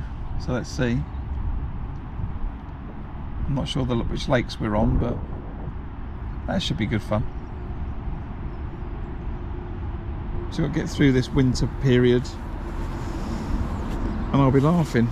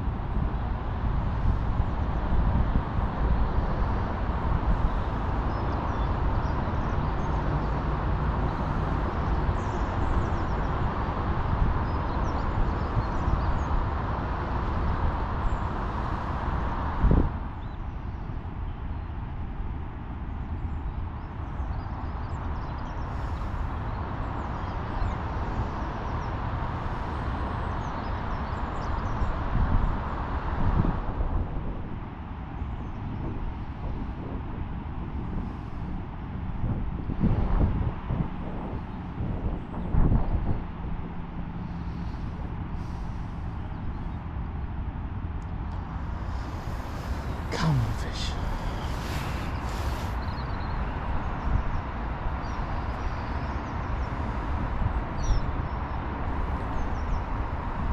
So we're going to do one more cast on this method.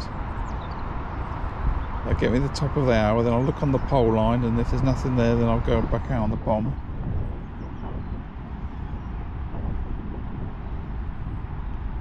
And then rotate the 3 lines, I think. That's the only thing I can do.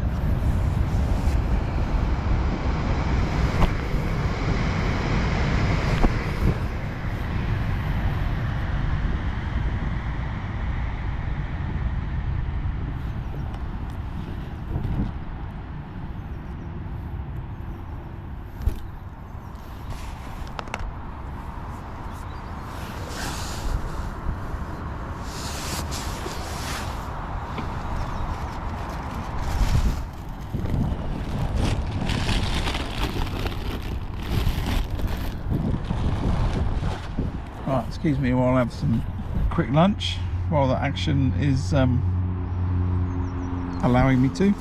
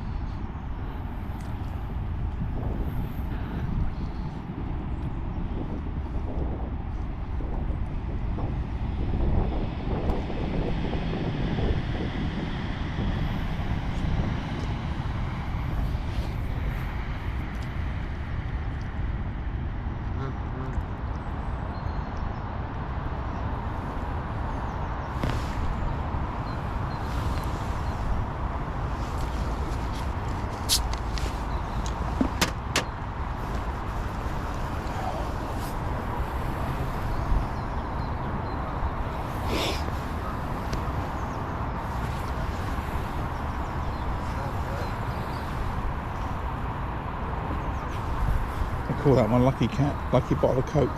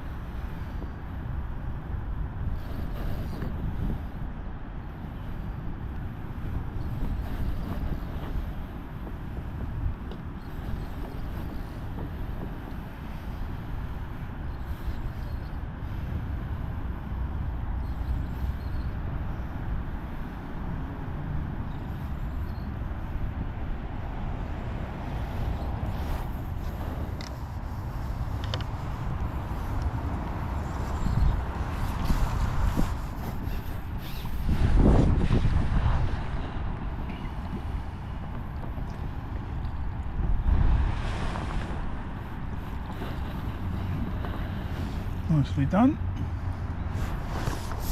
That's me congratulating myself, by the way.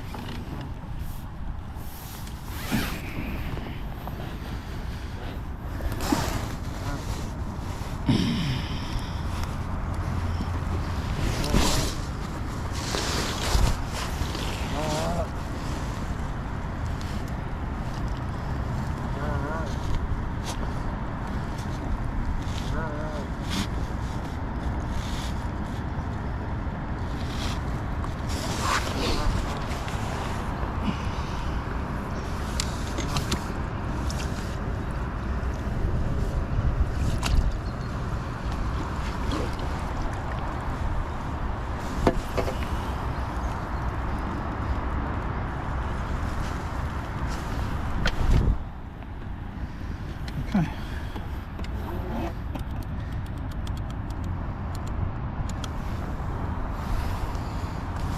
First fish in.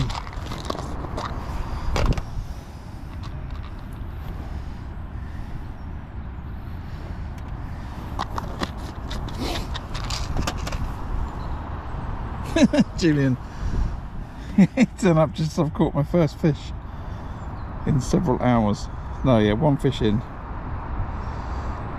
About 7 or 8 pound. I've clicked 8.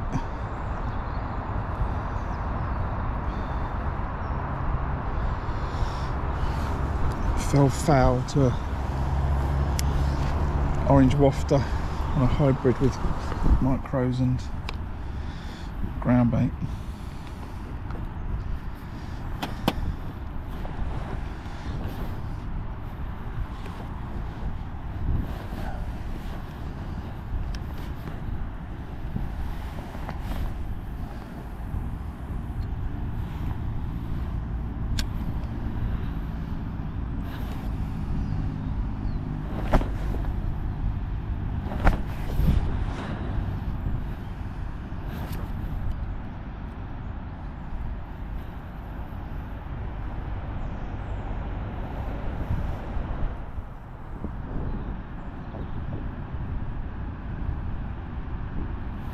Not in the same place though. I'm going to bring that in. Yeah, it's been Syndicate on Saturday for a couple of months, Julian.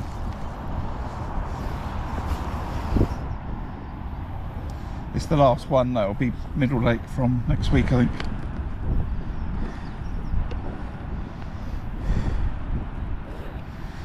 And then I think Rushmore's probably finished, or will be finishing a couple of weeks after that, I don't know. Something like that though.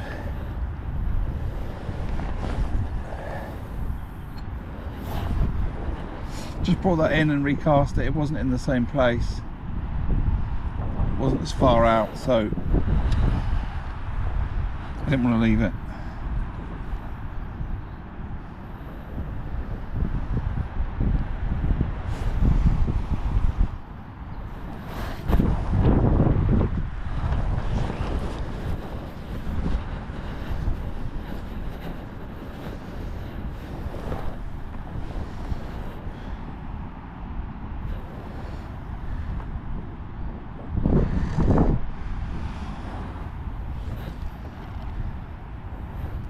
Yeah, I need 2 more of them.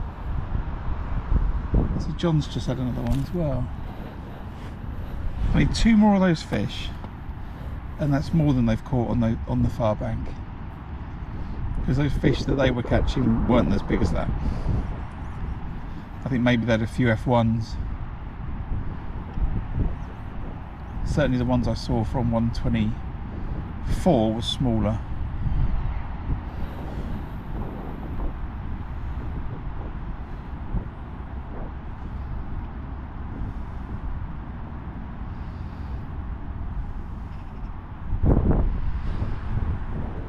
Thanks everyone.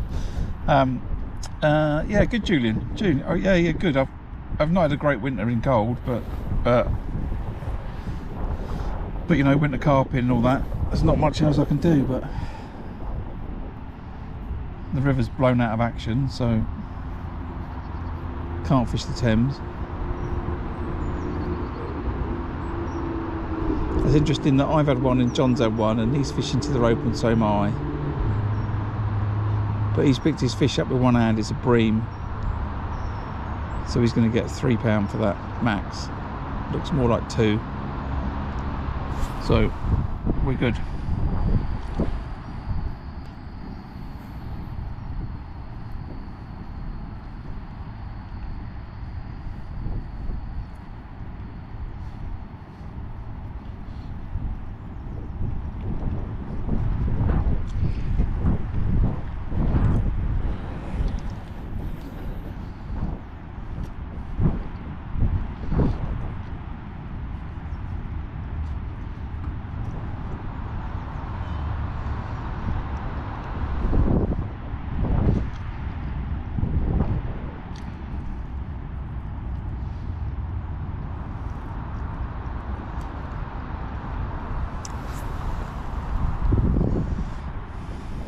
Hello Ryan, nice to see you in the channel, mate.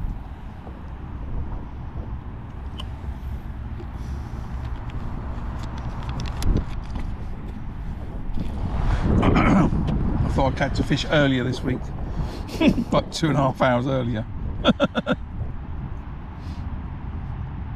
So where we are, we're coming up to 12 o'clock. Let's give a quick update, I guess. People have just joined. I've just caught one fish, carp, about £8. I've caught it on the method feeder long, fishing micros and ground bait with a orange wafter. There's been a few fish caught on the far bank. The wind's blown over there today, and they've been catching a few, I think, stockies and F1s. I'm not sure they're big carp. But I went out on the method feeder, couldn't catch.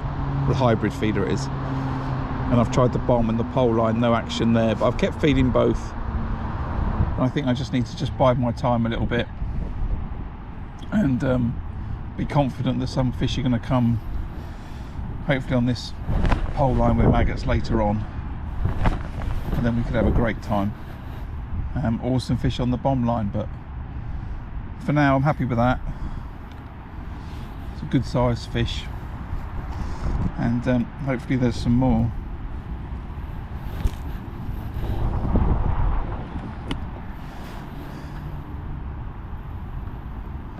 Yes, Julian, I'm going to the I'm fishing the spring festival, yeah.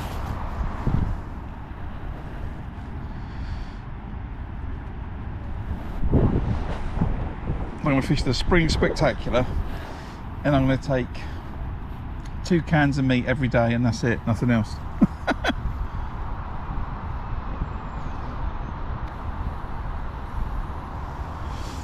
Weather I thought was going to be nicer today, but it's, well, saying that, it is nicer today.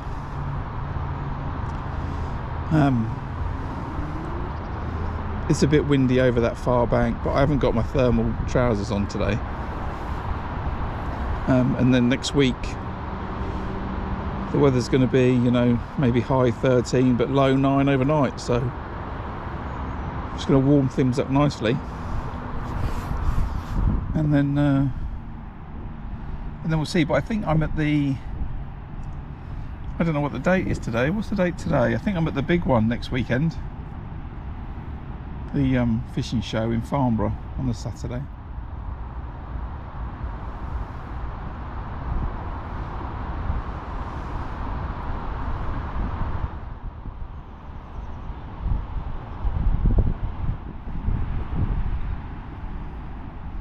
Yeah, I'm looking forward to fishing Middle Lake. It was clear last year. There's some big fish down the edges to be caught, along with some F1 short to start the match, fish on the bomb line, fish on the pole line. I'm looking forward to it, really looking forward to it. Anglers today, 2, 4, 6, 8, 10, must be 18, 20 of us.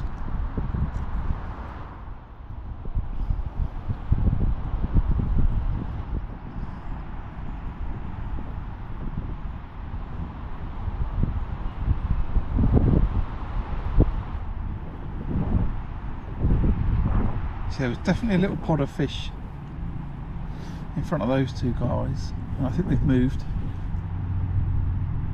because they've stopped catching. And then John and I have had one. He's fishing slightly to the left of where I am as I look at it, but he's fishing to the rope and I'm fishing to the rope. I caught the carp and he caught the bream.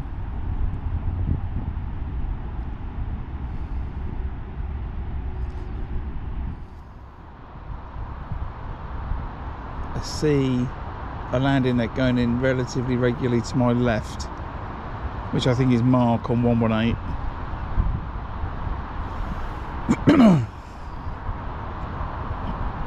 It did look nice and fishy down his peg today, but it can be hit or miss down there, but it looks like he's catching a few. Again though, they could be F1s weighing 4 pound each or just under. So, you know, 2 or 3 carp couldn't just wipe that out.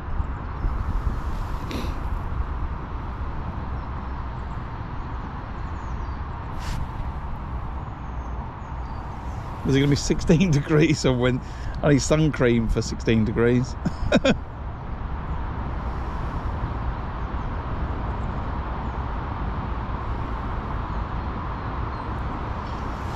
Ooh, it's gone a bit chilly. So anyway, loads of people here, nice to see you. Thanks for coming. If you're not here regularly, my name's Graham. I live stream my matches, and when I can't live stream then I'll make a video of it and turn my lives into videos. But if you want to go back, see what's been going on the channel, I think it's got to something like 280 videos on the channel now. So plenty of live streams to watch through if you need something to do for a few hours. And if you want to look at some particular venues, I've got some playlists for the River Thames or Tunnel Barn Farm, or you can go back and watch some festivals in the summer when it's nice and warm, catching loads of F1s and some fish down the edge. So yeah, welcome to the channel. Give it a like please, I would appreciate it. It always helps with visibility. And I'll always remind people that if possible, I really appreciate if people subscribe to the channel. It's a free way to support and helps give the channel some visibility. It's a great indicator for people as they're looking through channels and stuff on YouTube. If they see a channel with lots of subscribers, which is free, then it does help them just stop and have a look, you know.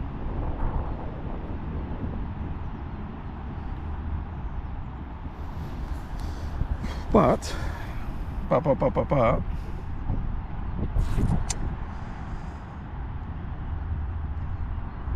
sort my trolley out. What's wrong with my trolley? Trolley's fine. I've got 2 trolleys now. I've got my old Preston trolley, which I'm using today as a camera stand. There we go. crashed onto the ground. So I used my old Preston trolley for Gold Valley, and venues were Tunnel Barn Farm, where I know it's pushing along, real easy ground, short distances. And then I've got the new Preston trolley, which takes up a little bit more space, and I do have a little bit of a limitation in the car, but I can get it in, but takes up a little bit more space. But this really suited for the rivers, to push it over the rough ground. It's brilliant for that. I did a little trolley review when I was demonstrating it for people, but yeah, trolleys are right. Unless there was something I said was busted or something, I've forgotten about it. But yeah, now the proud owner of 2 Preston trolleys.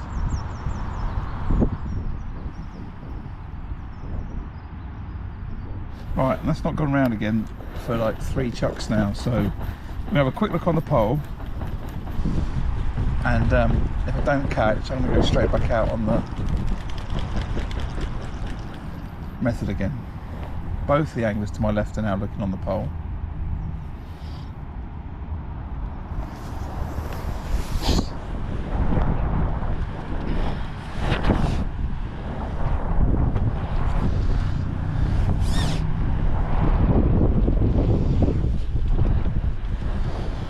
So let's go out again.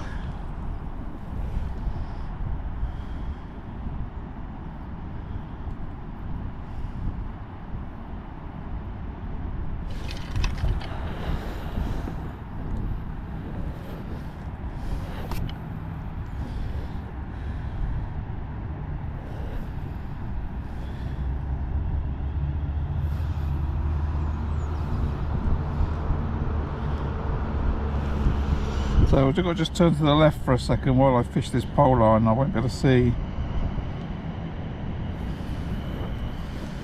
stuff in the chat. If I catch on it, then I'll move the phone round to the other side. Let's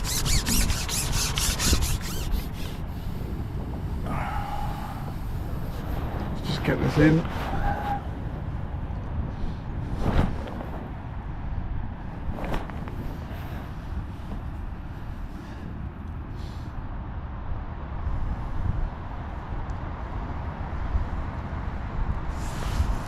Hopefully that's going to go thumping under, and that white hydro is going to come pouring out the end of the pole. That's the plan, alright everybody?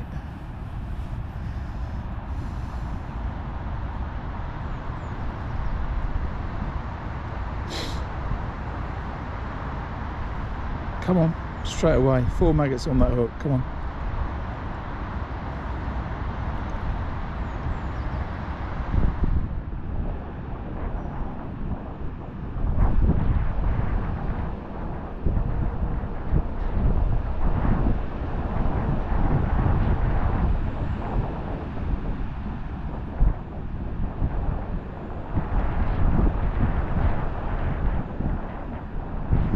I actually mind, I'll take a £3 bream, but I'd rather it was a £5 carp, and I'll get them in relatively easily. I've scaled the rig down slightly to what I was fishing previously. I'm fishing 017 down to an 015 size 14 NWG hook.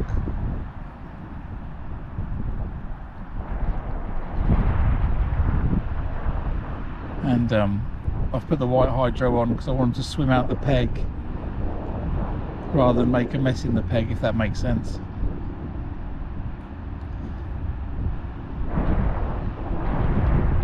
But I'm looking for quick bites on this line.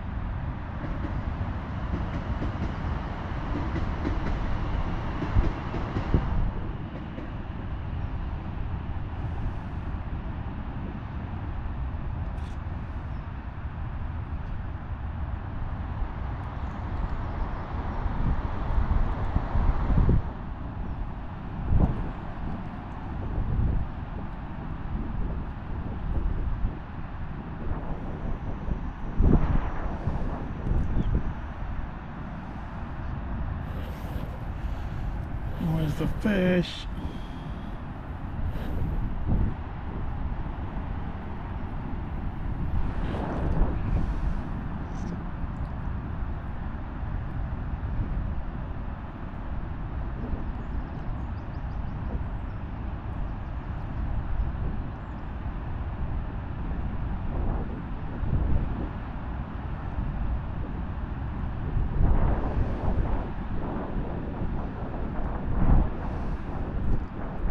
Got a cormorant swimming along on my method feeder line, which doesn't help, that's for sure.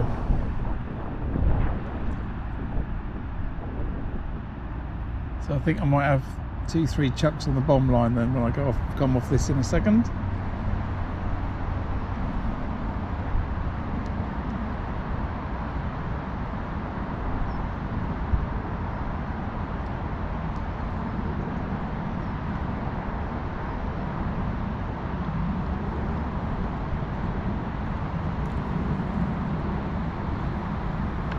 Just have one more lift and drop, and then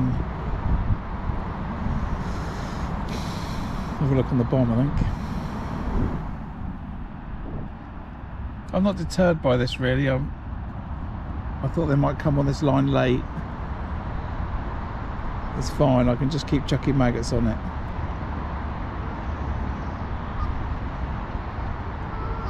At some point I'm going to come on it and there's going to be carp sitting there. Oh, indication, another indication, might have been a liner. I'm looking for a positive bite. I'm fishing with a lot of bristle. I don't want to strike at liners today, and although I did earlier on the method, but so the bristle's just gone down halfway. I do expect them to just suck this bait up and just bolt with it. Just going to give it a little lift and drop. It's promising though, makes me, confident there's a fish there.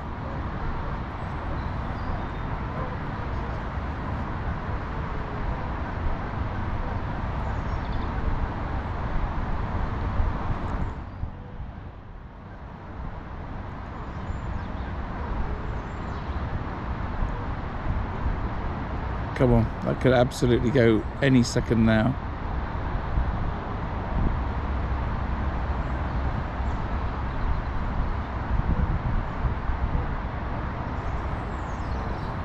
And I've talked this up a little bit now, so I do actually want it to go. Come on.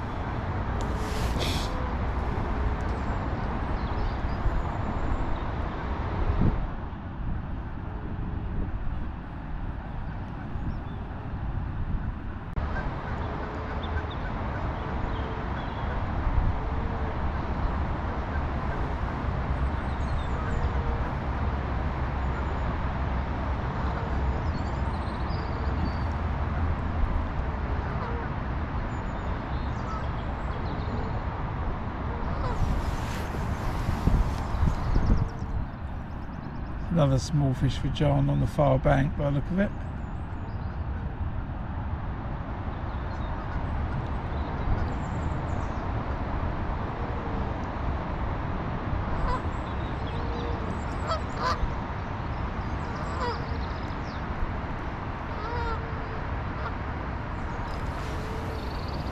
Okay, let's just lift it out and give it a flick out towards the middle, and then I'm just going to hold it tight. Look at that bait sort of falls a little bit more naturally. It's not great. I got a bulk shot, and then I got 4 maggots on a heavy hook, so it's never going to look natural. But okay, geese trying to fly into my pole. It's nice and useful. What's going on? It's all kicking off, and now I just need to do is get a proper bite and hook a carp. Come on.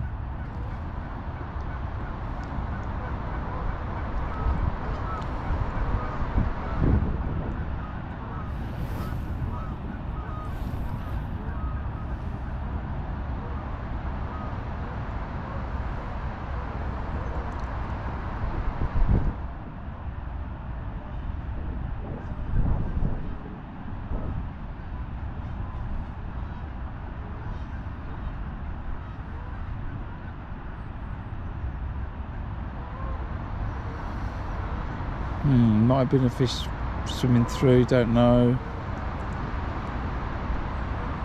The bait's a little bit spread. I might just sit here for a few more minutes.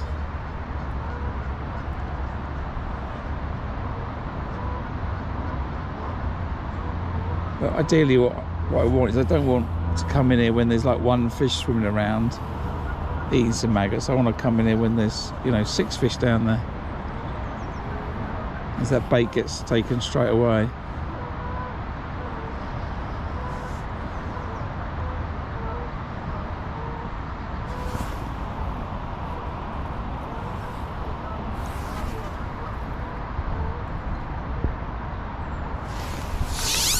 Okay, not feeling it.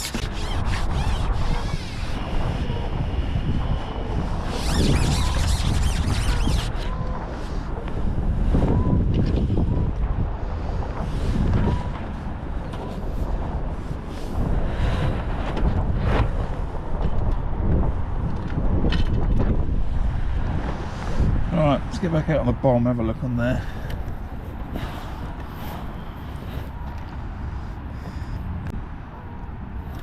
Catch up with what everyone's just been saying. Right.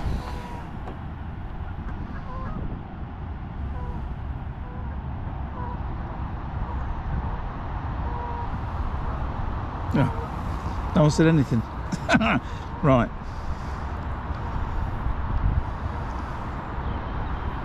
So I've got some condensation on that stopwatch. Right above the, right in front of the LCD screen. I don't appreciate that. I might have to take it indoors and try and fix that.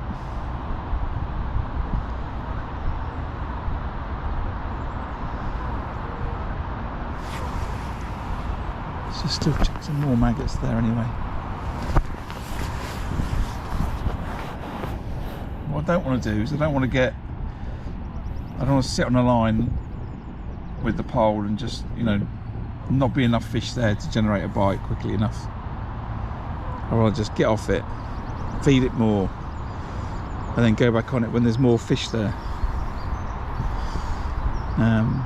So what are we, 20 past 12?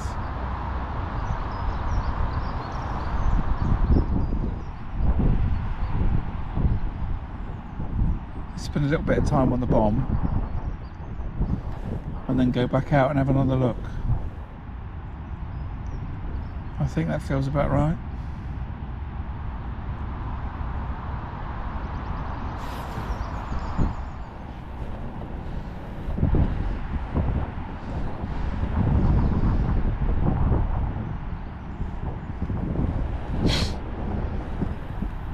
What do we all reckon?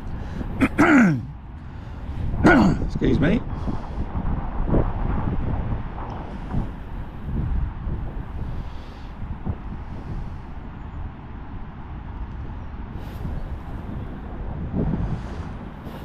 What fish was that? I don't remember what fish I made for those emojis, Darren. I think I did a carp, a pike, a roach. I can't remember what else I made now.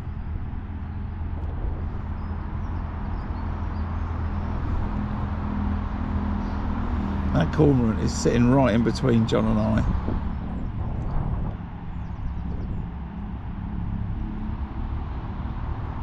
No idea what it's trying to eat. It's probably trying to eat a £5 carp.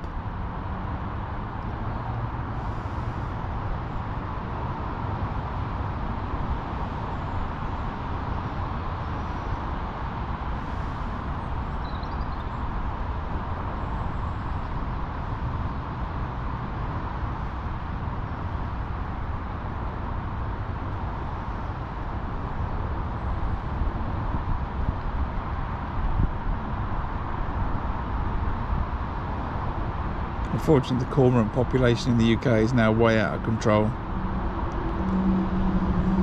Lots of calls for them to be put on general licence so they can be shot.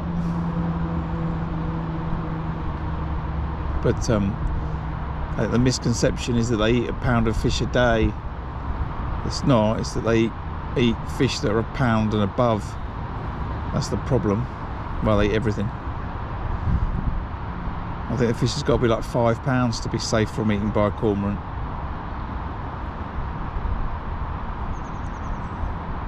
But yeah, decimating waters.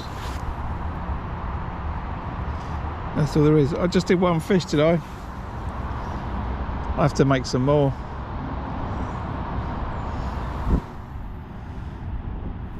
Darren is just there. He's modelling the list of emojis that he's got as being as a member to the channel. I do have channel memberships open for people to support the channel. There's nothing else on offer though. I have to be really clear. It does say that, but it's a way to just, you know, support the channel a little bit more, and you know, help provide a little bit of money that goes towards some different equipment.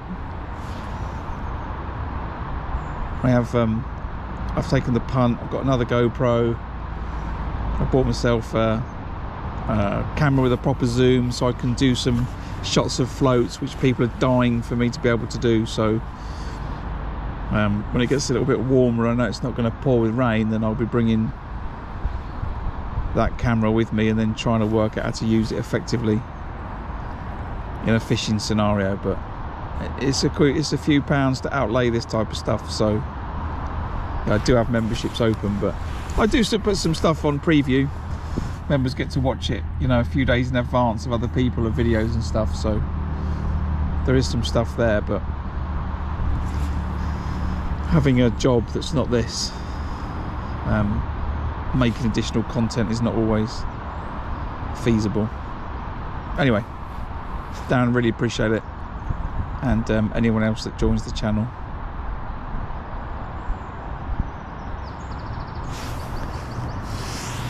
I'm in Arvin. It's going to be 5-minute cast, but maybe I'll leave it 10. No, it's the bomb line. I'm going to recast it. If I'm going to leave it, I might as well chuck the method back out.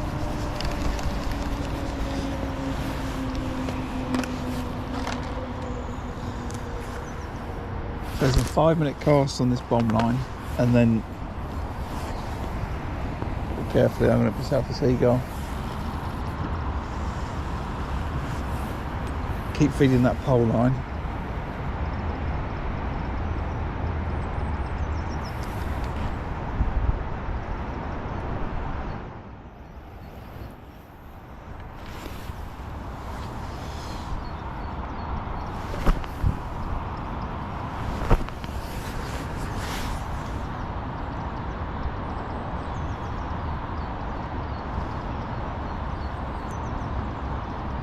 Might start feeling a little bit heavier on that pole line too.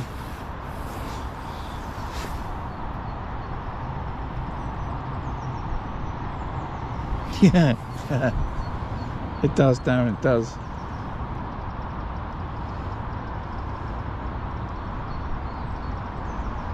It's quite expensive to come here and not catch many fish, you know.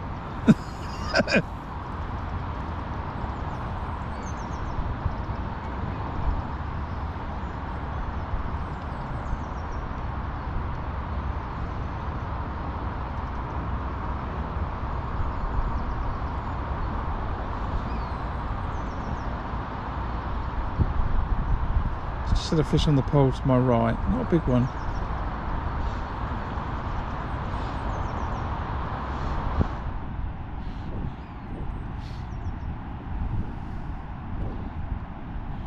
Maybe it was an F1. They're saying that the F1s go £3 plus.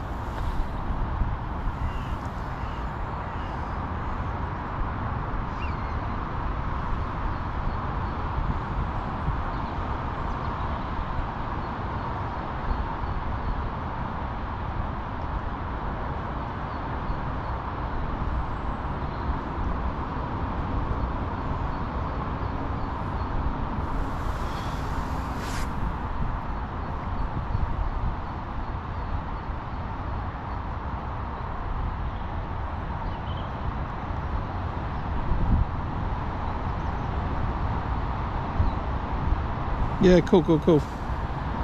Send me a message. Yeah, we had a lot of talk in the last year, I think, with people around, you know, it'll be great to see some of the float action. So I've got to import myself a camera with the zoom. It's an older model, but I can get 1080p out of it, so I can get HD out of it. And I've done some trial bits of video where I've sat in the house and videoed a float in my pond, which is plenty far away, so it is okay. So it's definitely coming out with me to the bank.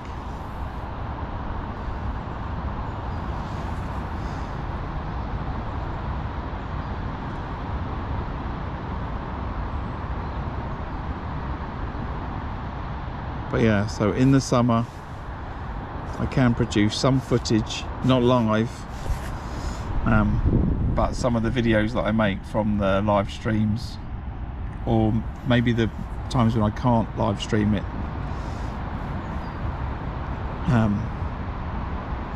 Then I should be able to have a camera taking some footage of where I'm actually fishing with a float, so you'll be able to see the bite.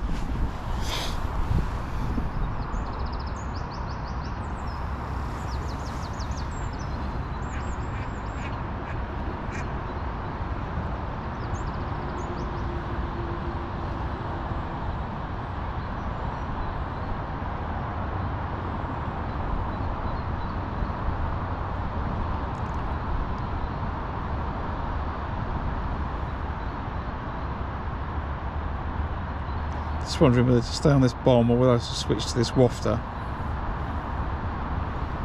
to get a bite on this bomb line. I'm not sure.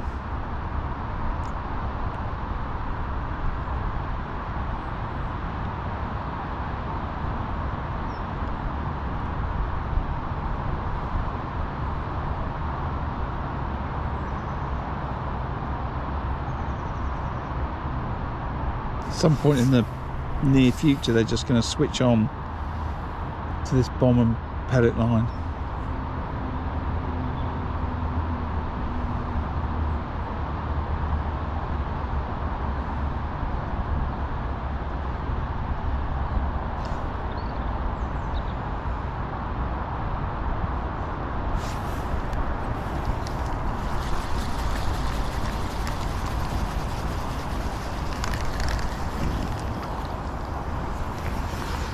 Just not today, that's for sure.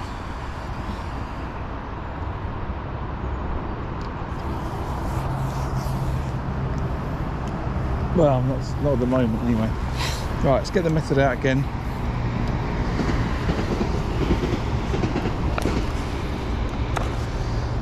See if I can pick up a fish up there, but I'm going to switch these to a couple of 5-minute casts, I reckon, just so I can keep that bait going on that pole line as much as anything else.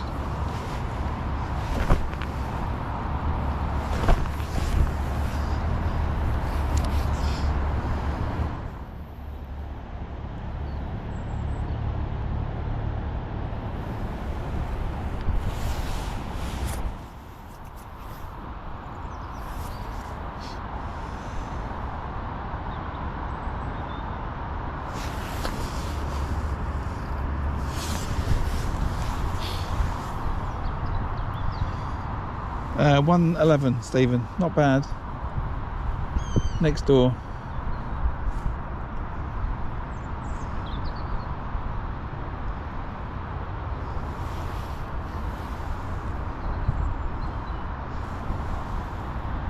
For anyone that's just joined, missed a lovely thing earlier on the match. I can't remember, it was about half an hour in, and carp just appeared from nowhere right in front of my middle net. Like I could have reached down and touched it nearly. I'll try and make it into a short and get it up on the channel, so keep an eye out for that. But yeah, it just came from nowhere. Like 5-pound carp just suddenly in front of me. And I sit here and struggle to catch again.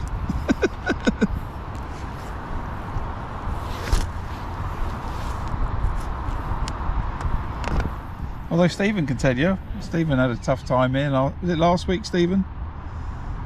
And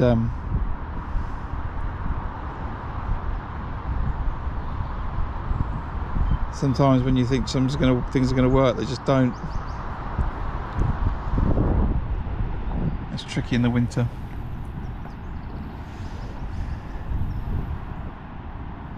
Still just the one fish, Ryan.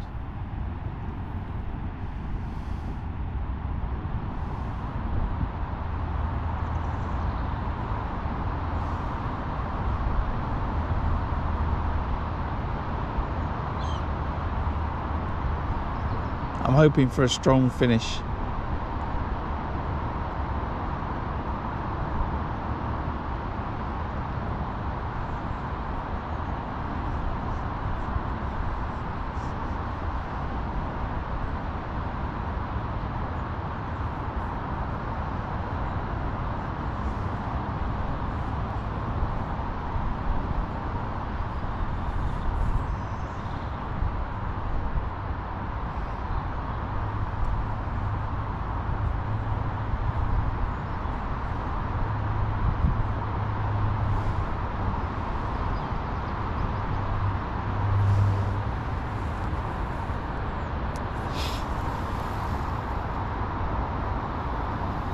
I don't remember seeing him.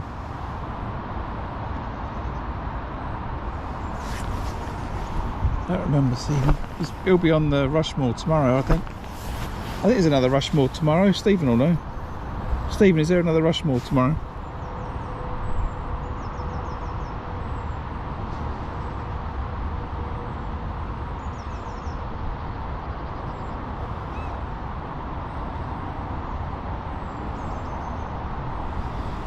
Yeah, I think I'll catch on the pole in the later on in the match. I hope so, anyway.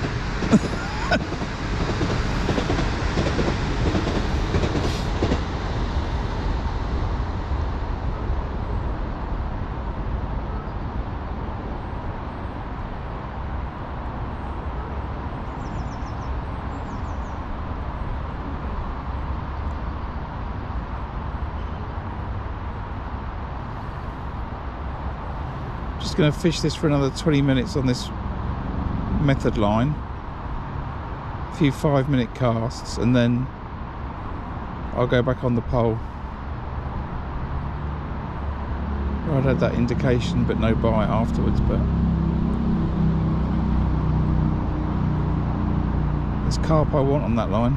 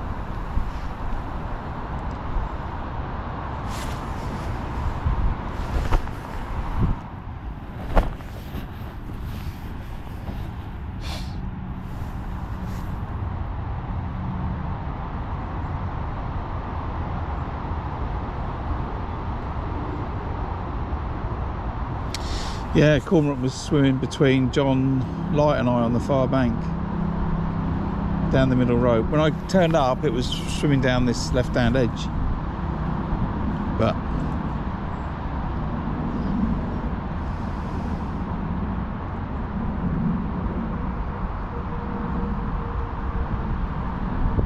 it's not there now. I don't know what it's even eating, to be honest.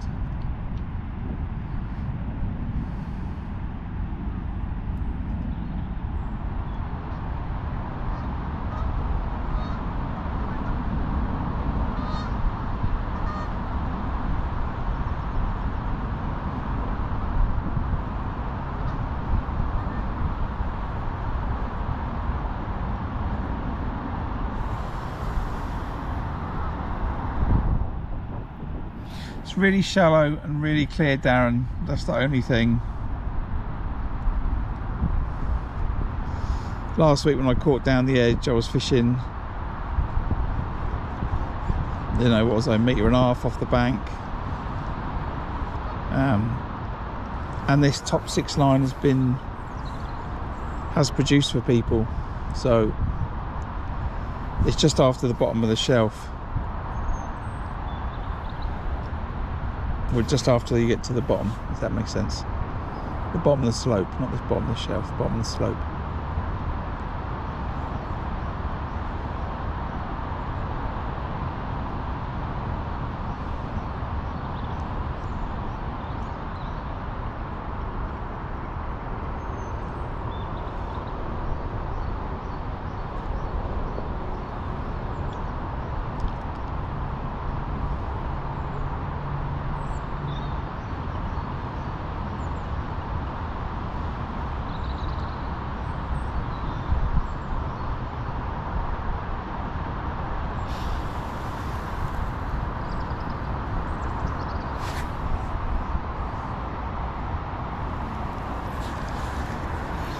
Right, come on, carp.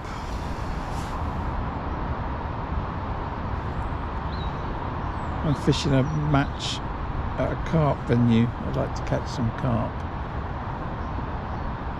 Stop being moody.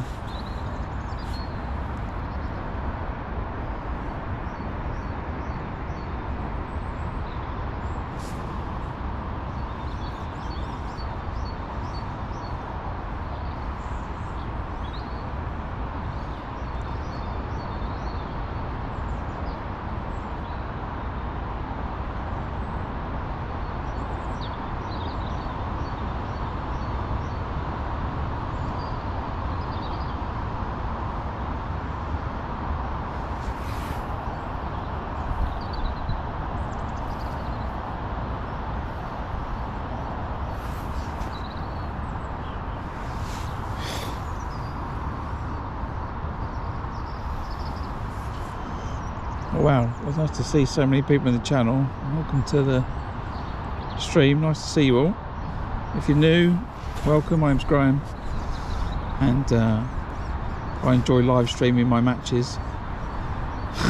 Normally when I'm catching a few more fish, but you know, goods and bads. What I say about the channel always is that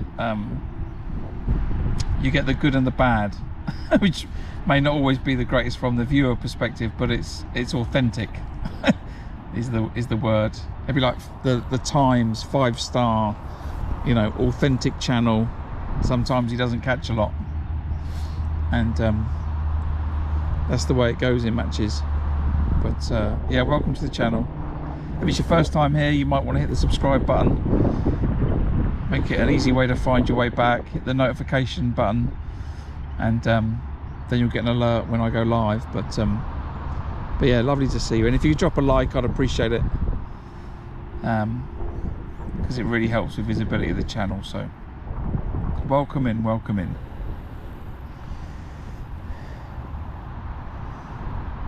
Right, let's recast it again.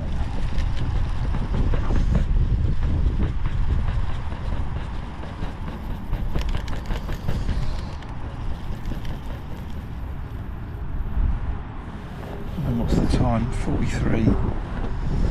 Another couple of casts out of this, and then have another look on the pole.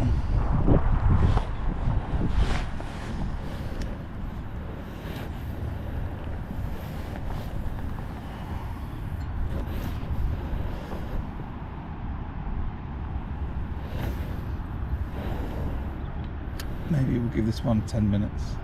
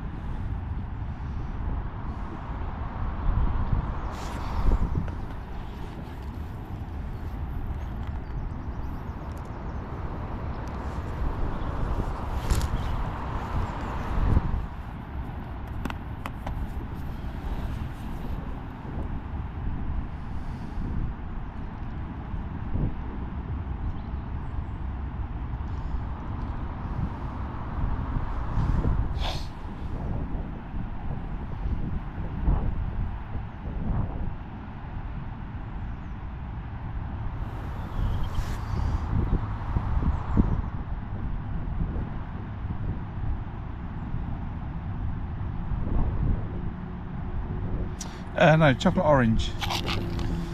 I am a chocolate orange fan, so it was only right I used chocolate orange wafters from Ringers. I've used quite a lot of that pot actually. Starting to run out of that pot now. But yeah, chocolate orange is my go-to wafter.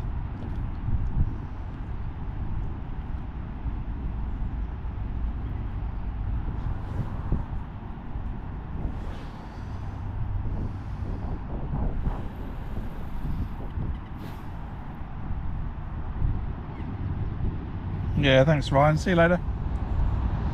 Thanks for stopping by.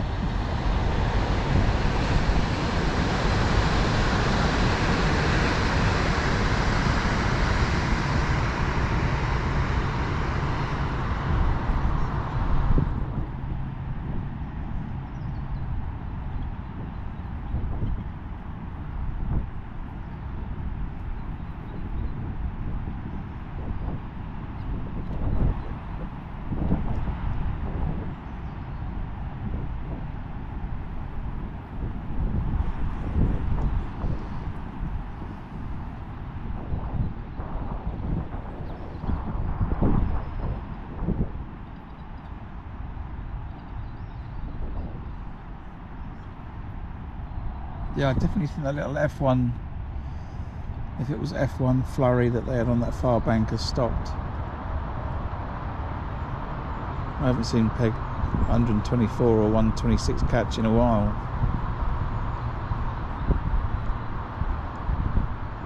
It was really interesting that it was like both of them would be into a fish at the same time. It happened like 3 or 4 times, or 2 or 3 times maybe.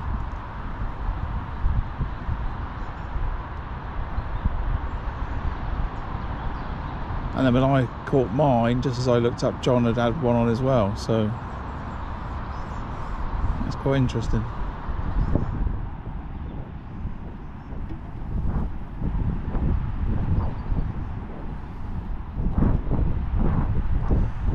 Well, wind's getting up, it's getting a little bit chillier.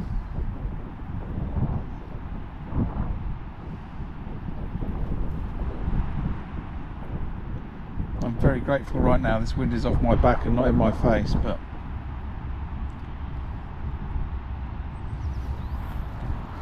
I do like to follow a wind in this lake, so it could be, but that far bank comes good in the last hour of the match, like it did a couple of weeks ago when I was over there.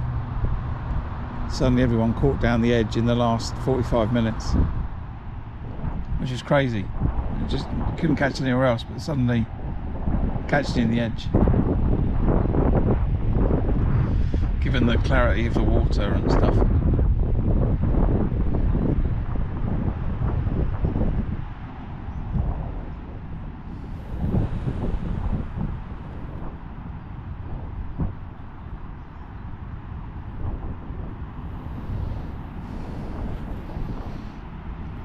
Whereabouts was that? I can't quite read it. Izzy, where was that?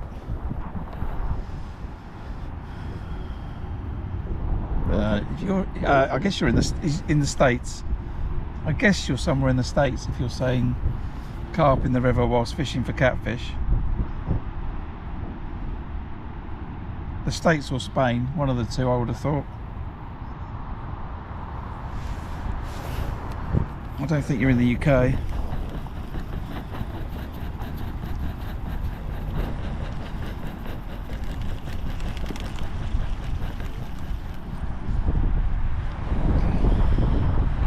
You won't get me off the wafter on the method feeder, Julian.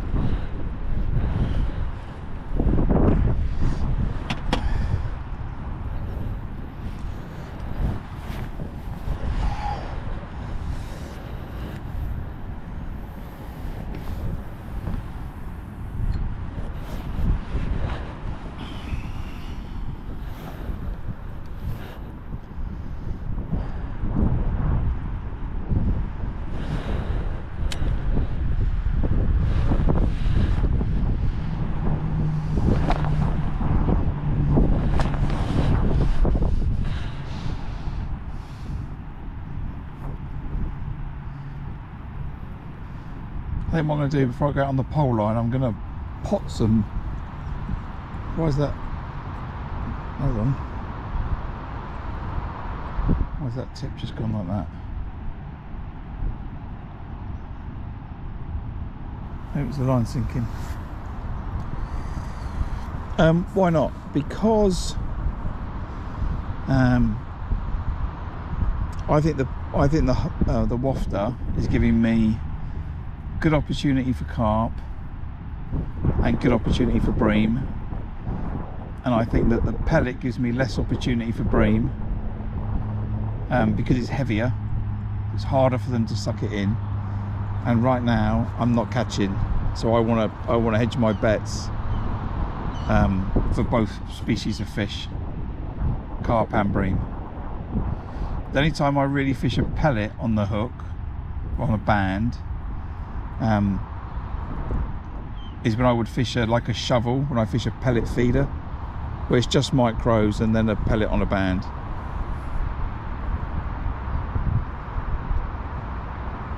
But where I'm fishing a hybrid, since they came out, I've just really enjoyed fishing wafters.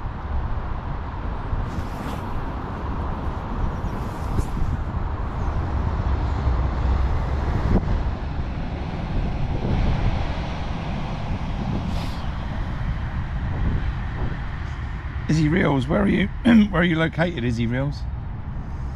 I think it's somewhere in the US or Spain. My friend Jeff, that runs a local tackle shop, he's just been in France for a week catching 40, 50, so 40 and 50 pound carp. He had a lovely week, which was interesting because the last time he went to France for a week, I think he caught one fish, but.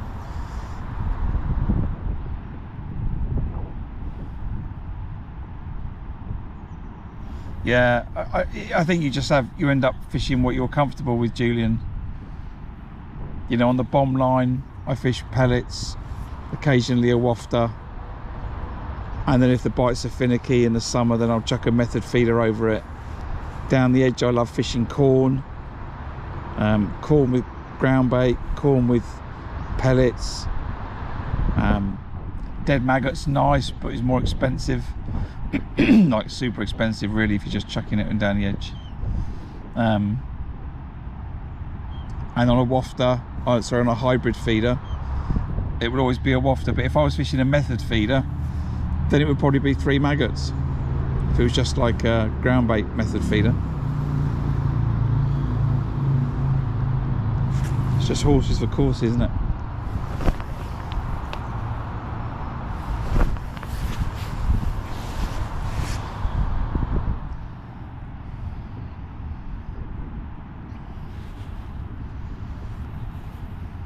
I must admit, I would like that to go round again. That would be useful. We're just coming up to the end of the 3rd hour, so 2 hours to go. Match finishes at 3 o'clock my time. We're sitting on 1 fish.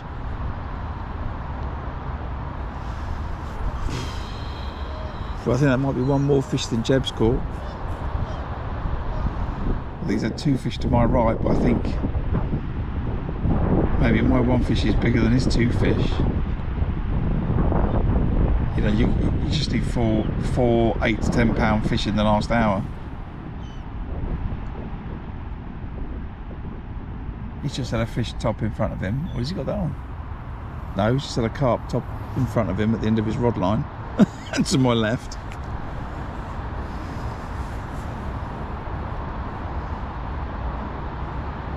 I'm chucking in maggots, hoping to bring carp in short. It's going to be good. I know it's going to be good.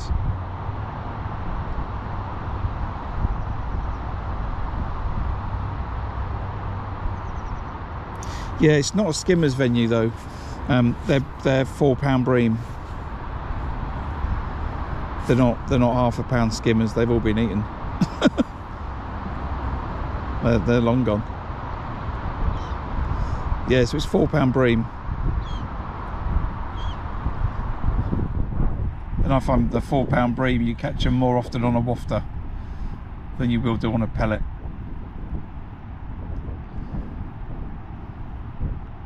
just easier for them to suck it in. Offers less resistance in the water.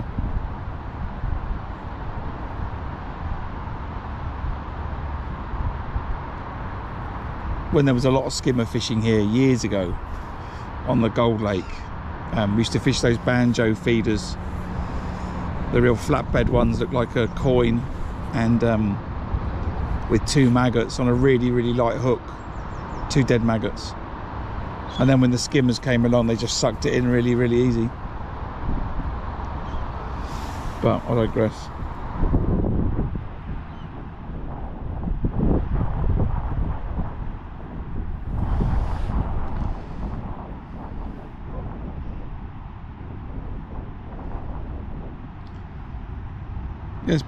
It's you know, these days this place is a carp venue.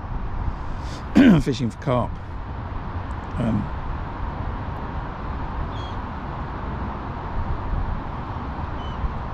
It's just in the winter carp venues go a little bit meh.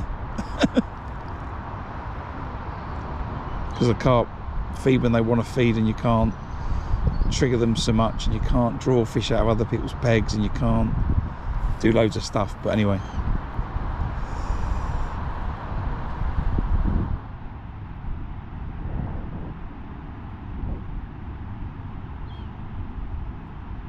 Right.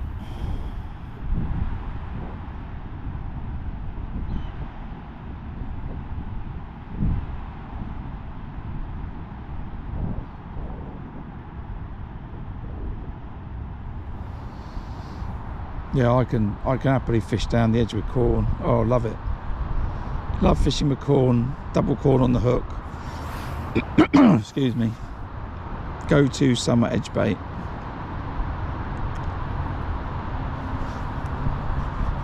For here anyway.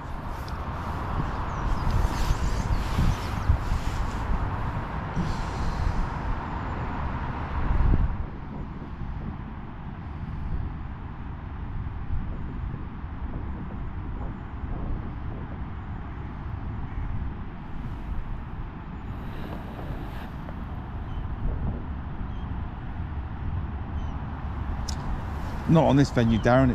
They're not allowed, but yeah, big carp anglers do. I think a lot of carp anglers still swear by tiger nuts, but that's when you're putting in lots of different particles, you know, lots of maize, and I don't know, right? I'm not a carp angler, but as soon as you say to me tiger nuts, you know, my head says spodding and bait boats.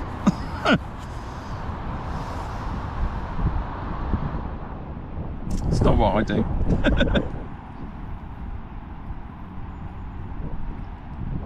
I think in comparison, if we use the Winter Olympics, I'm doing the curling, and fishing like that is throwing yourself down on the skeleton, you know, head first down an ice tunnel.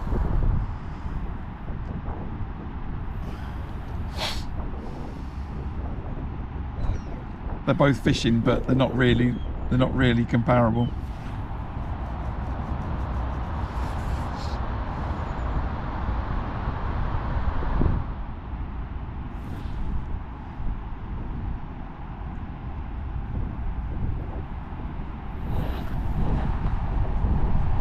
So I had hoped I was going to get another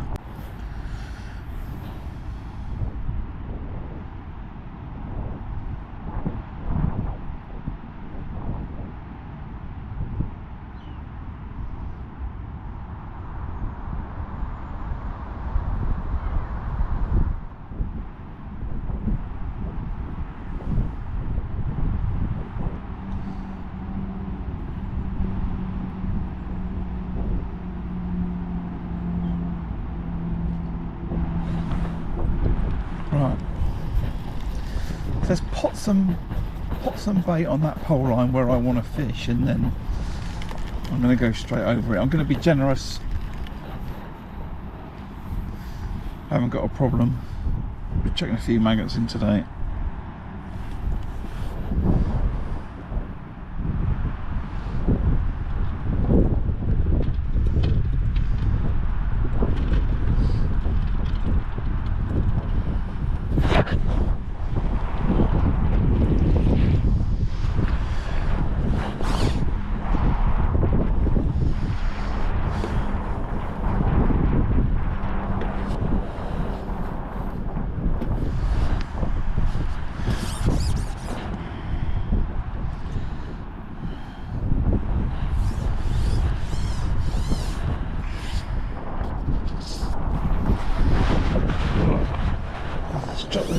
the spot.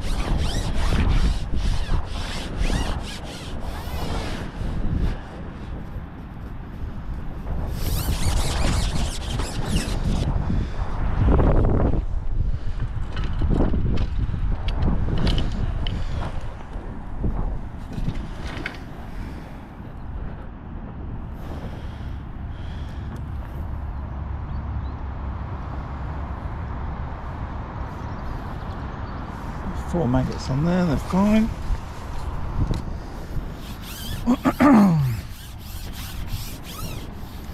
I want this to go straight away. One of these days, it's actually going to do what I say.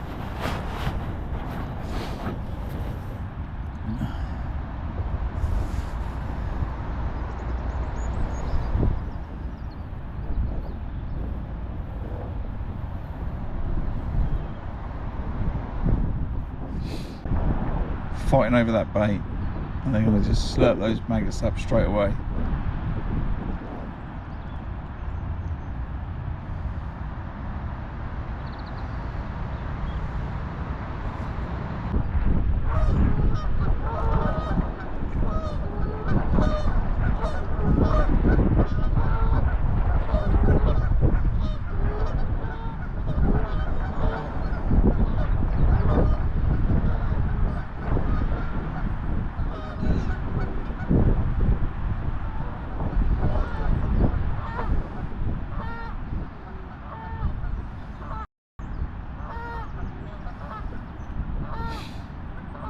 Now the fish have missed the first opportunity to, you know, delight me and get a bite straight away. That's, you know, opportunity's been missed.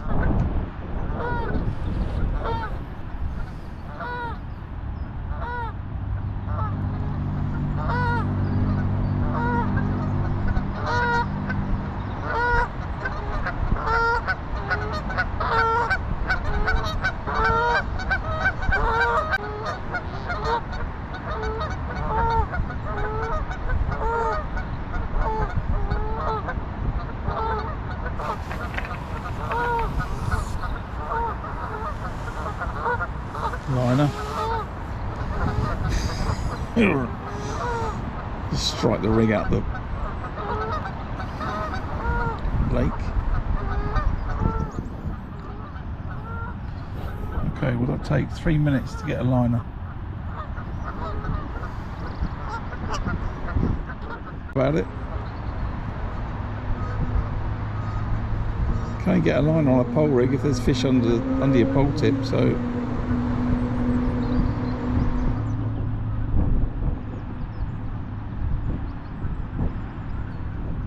I strongly doubt it's a roach.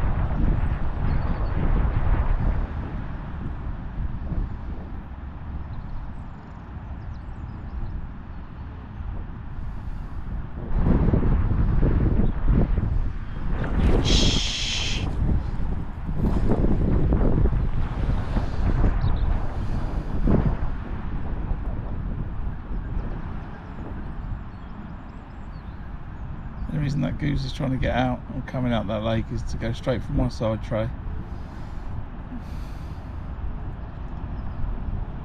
I'm not having it.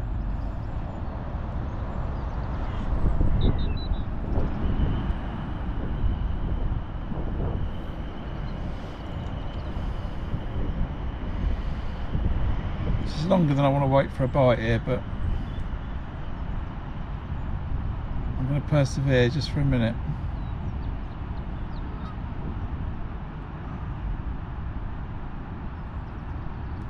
As I said, there's no liner without a bite, really, a fish, so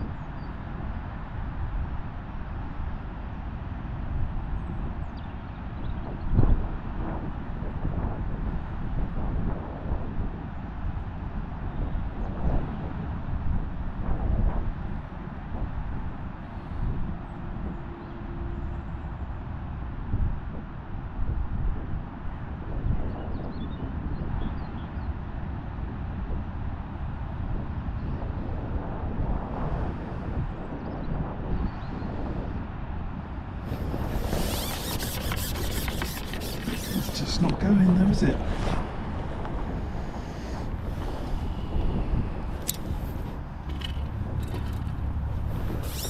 Come off.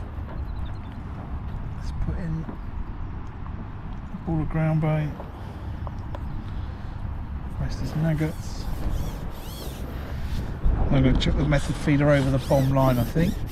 Have a quick look there, 15 minutes, and then come back on here again.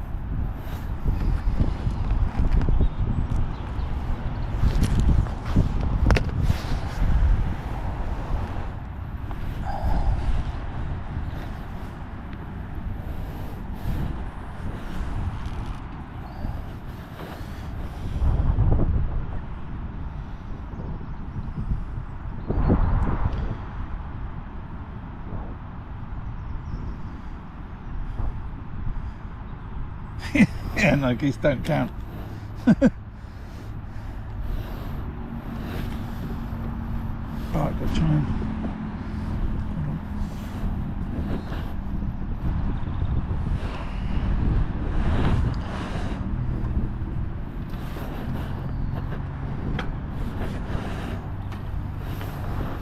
Right, what is it there?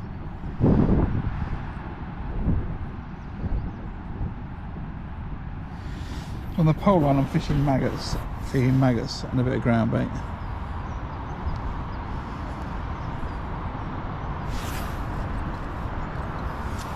But let's just... Right, let's leave this for 15 minutes and then go back on that pole line.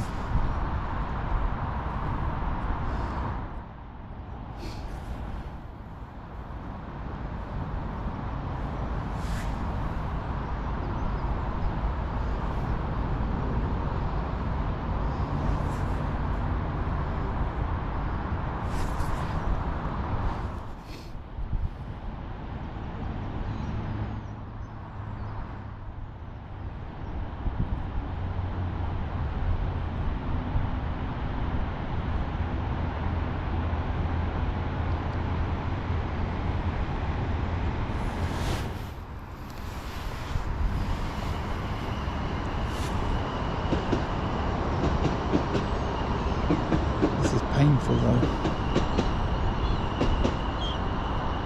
Although looking around, I'm not alone, right, by the way. It's not like everyone else is having a crazy mad day and Graham's not.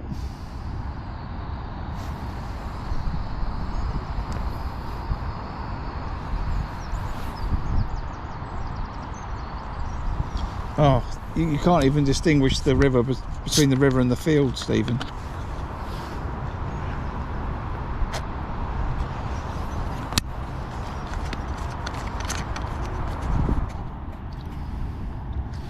I drove over the river a couple of days ago, the River Thames that we're talking about, by the way, and I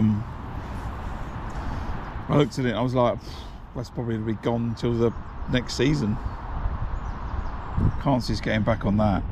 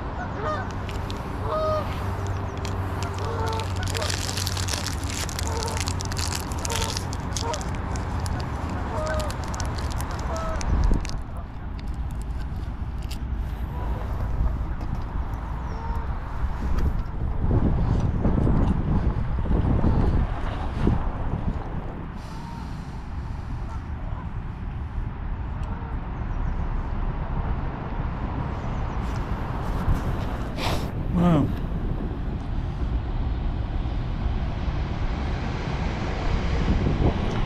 Not fishing an edge line today, Julian. Shallower this side of the lake, it's really clear. It's not like it was last couple of weeks ago. That's why I'm fishing the top 6 line. That is my short line.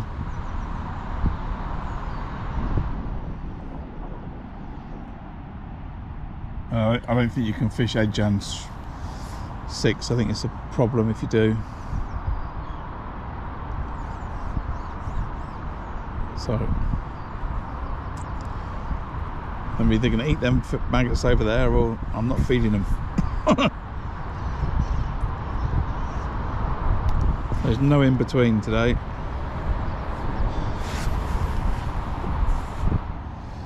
I need carp on this pole line, but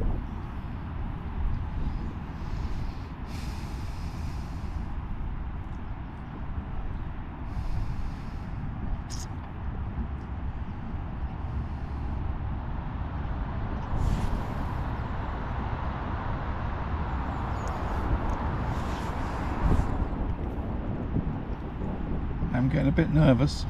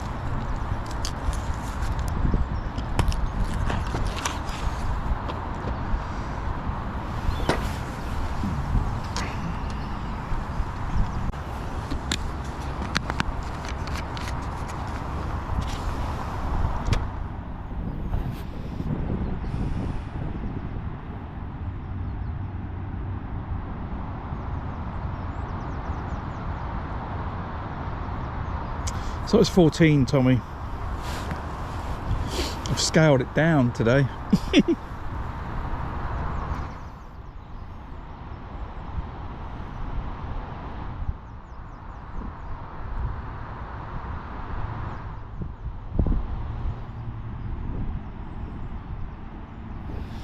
Yeah, it's super clear. I can see my nets. Last week though, oh no, it wasn't last week, was it? 2 weeks ago, I did catch down the edge, as did a lot of people on the far bank from where I am today. But it's deeper, and but the wind was blowing like it is today, so they might well catch down the edge later.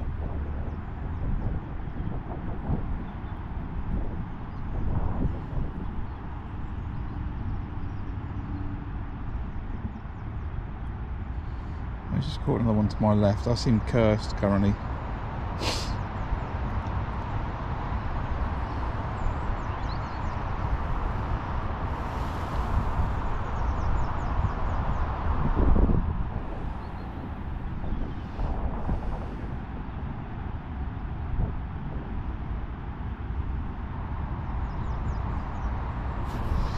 Excuse me a second, I just need to text my boy.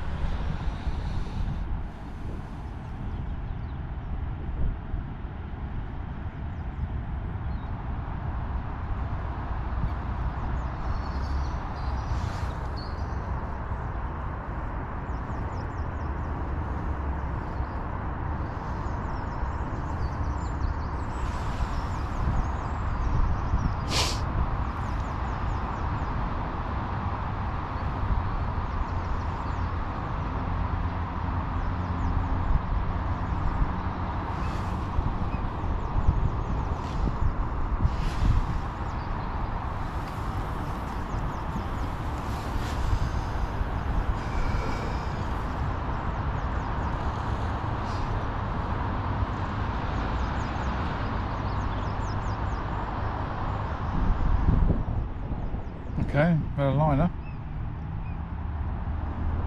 It's quite nice to watch.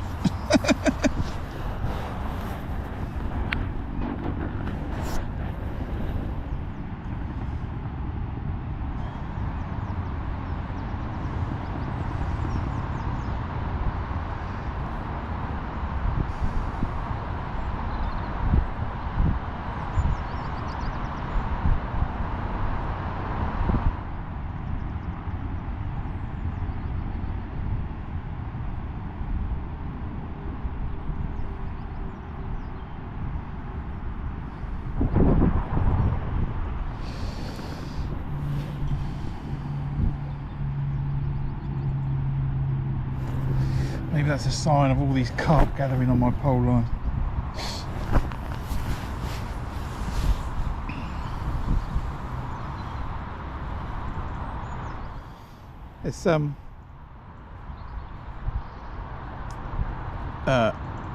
It's a carp venue, Tommy. It's a carp venue. I can't scale down and catch roach or little skimmers or perch or anything like that. It's not possible, and I wouldn't want to either, by the way. But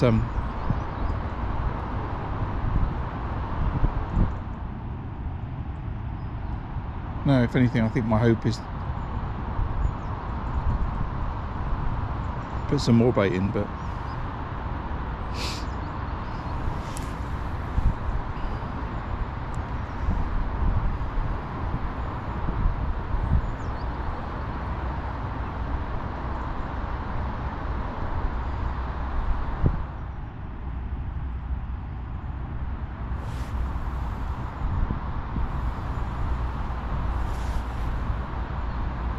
I was reluctant to scale down from what I was using a couple of weeks ago, but I know Stephen's son, Anthony, was going to give me some abuse if I didn't, and he probably still will, saying I haven't scaled down enough, but it's as far as it goes.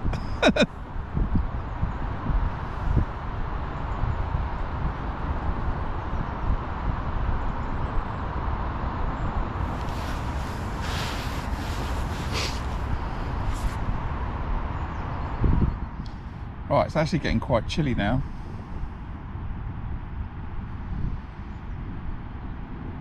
So much for it being a nicer day today.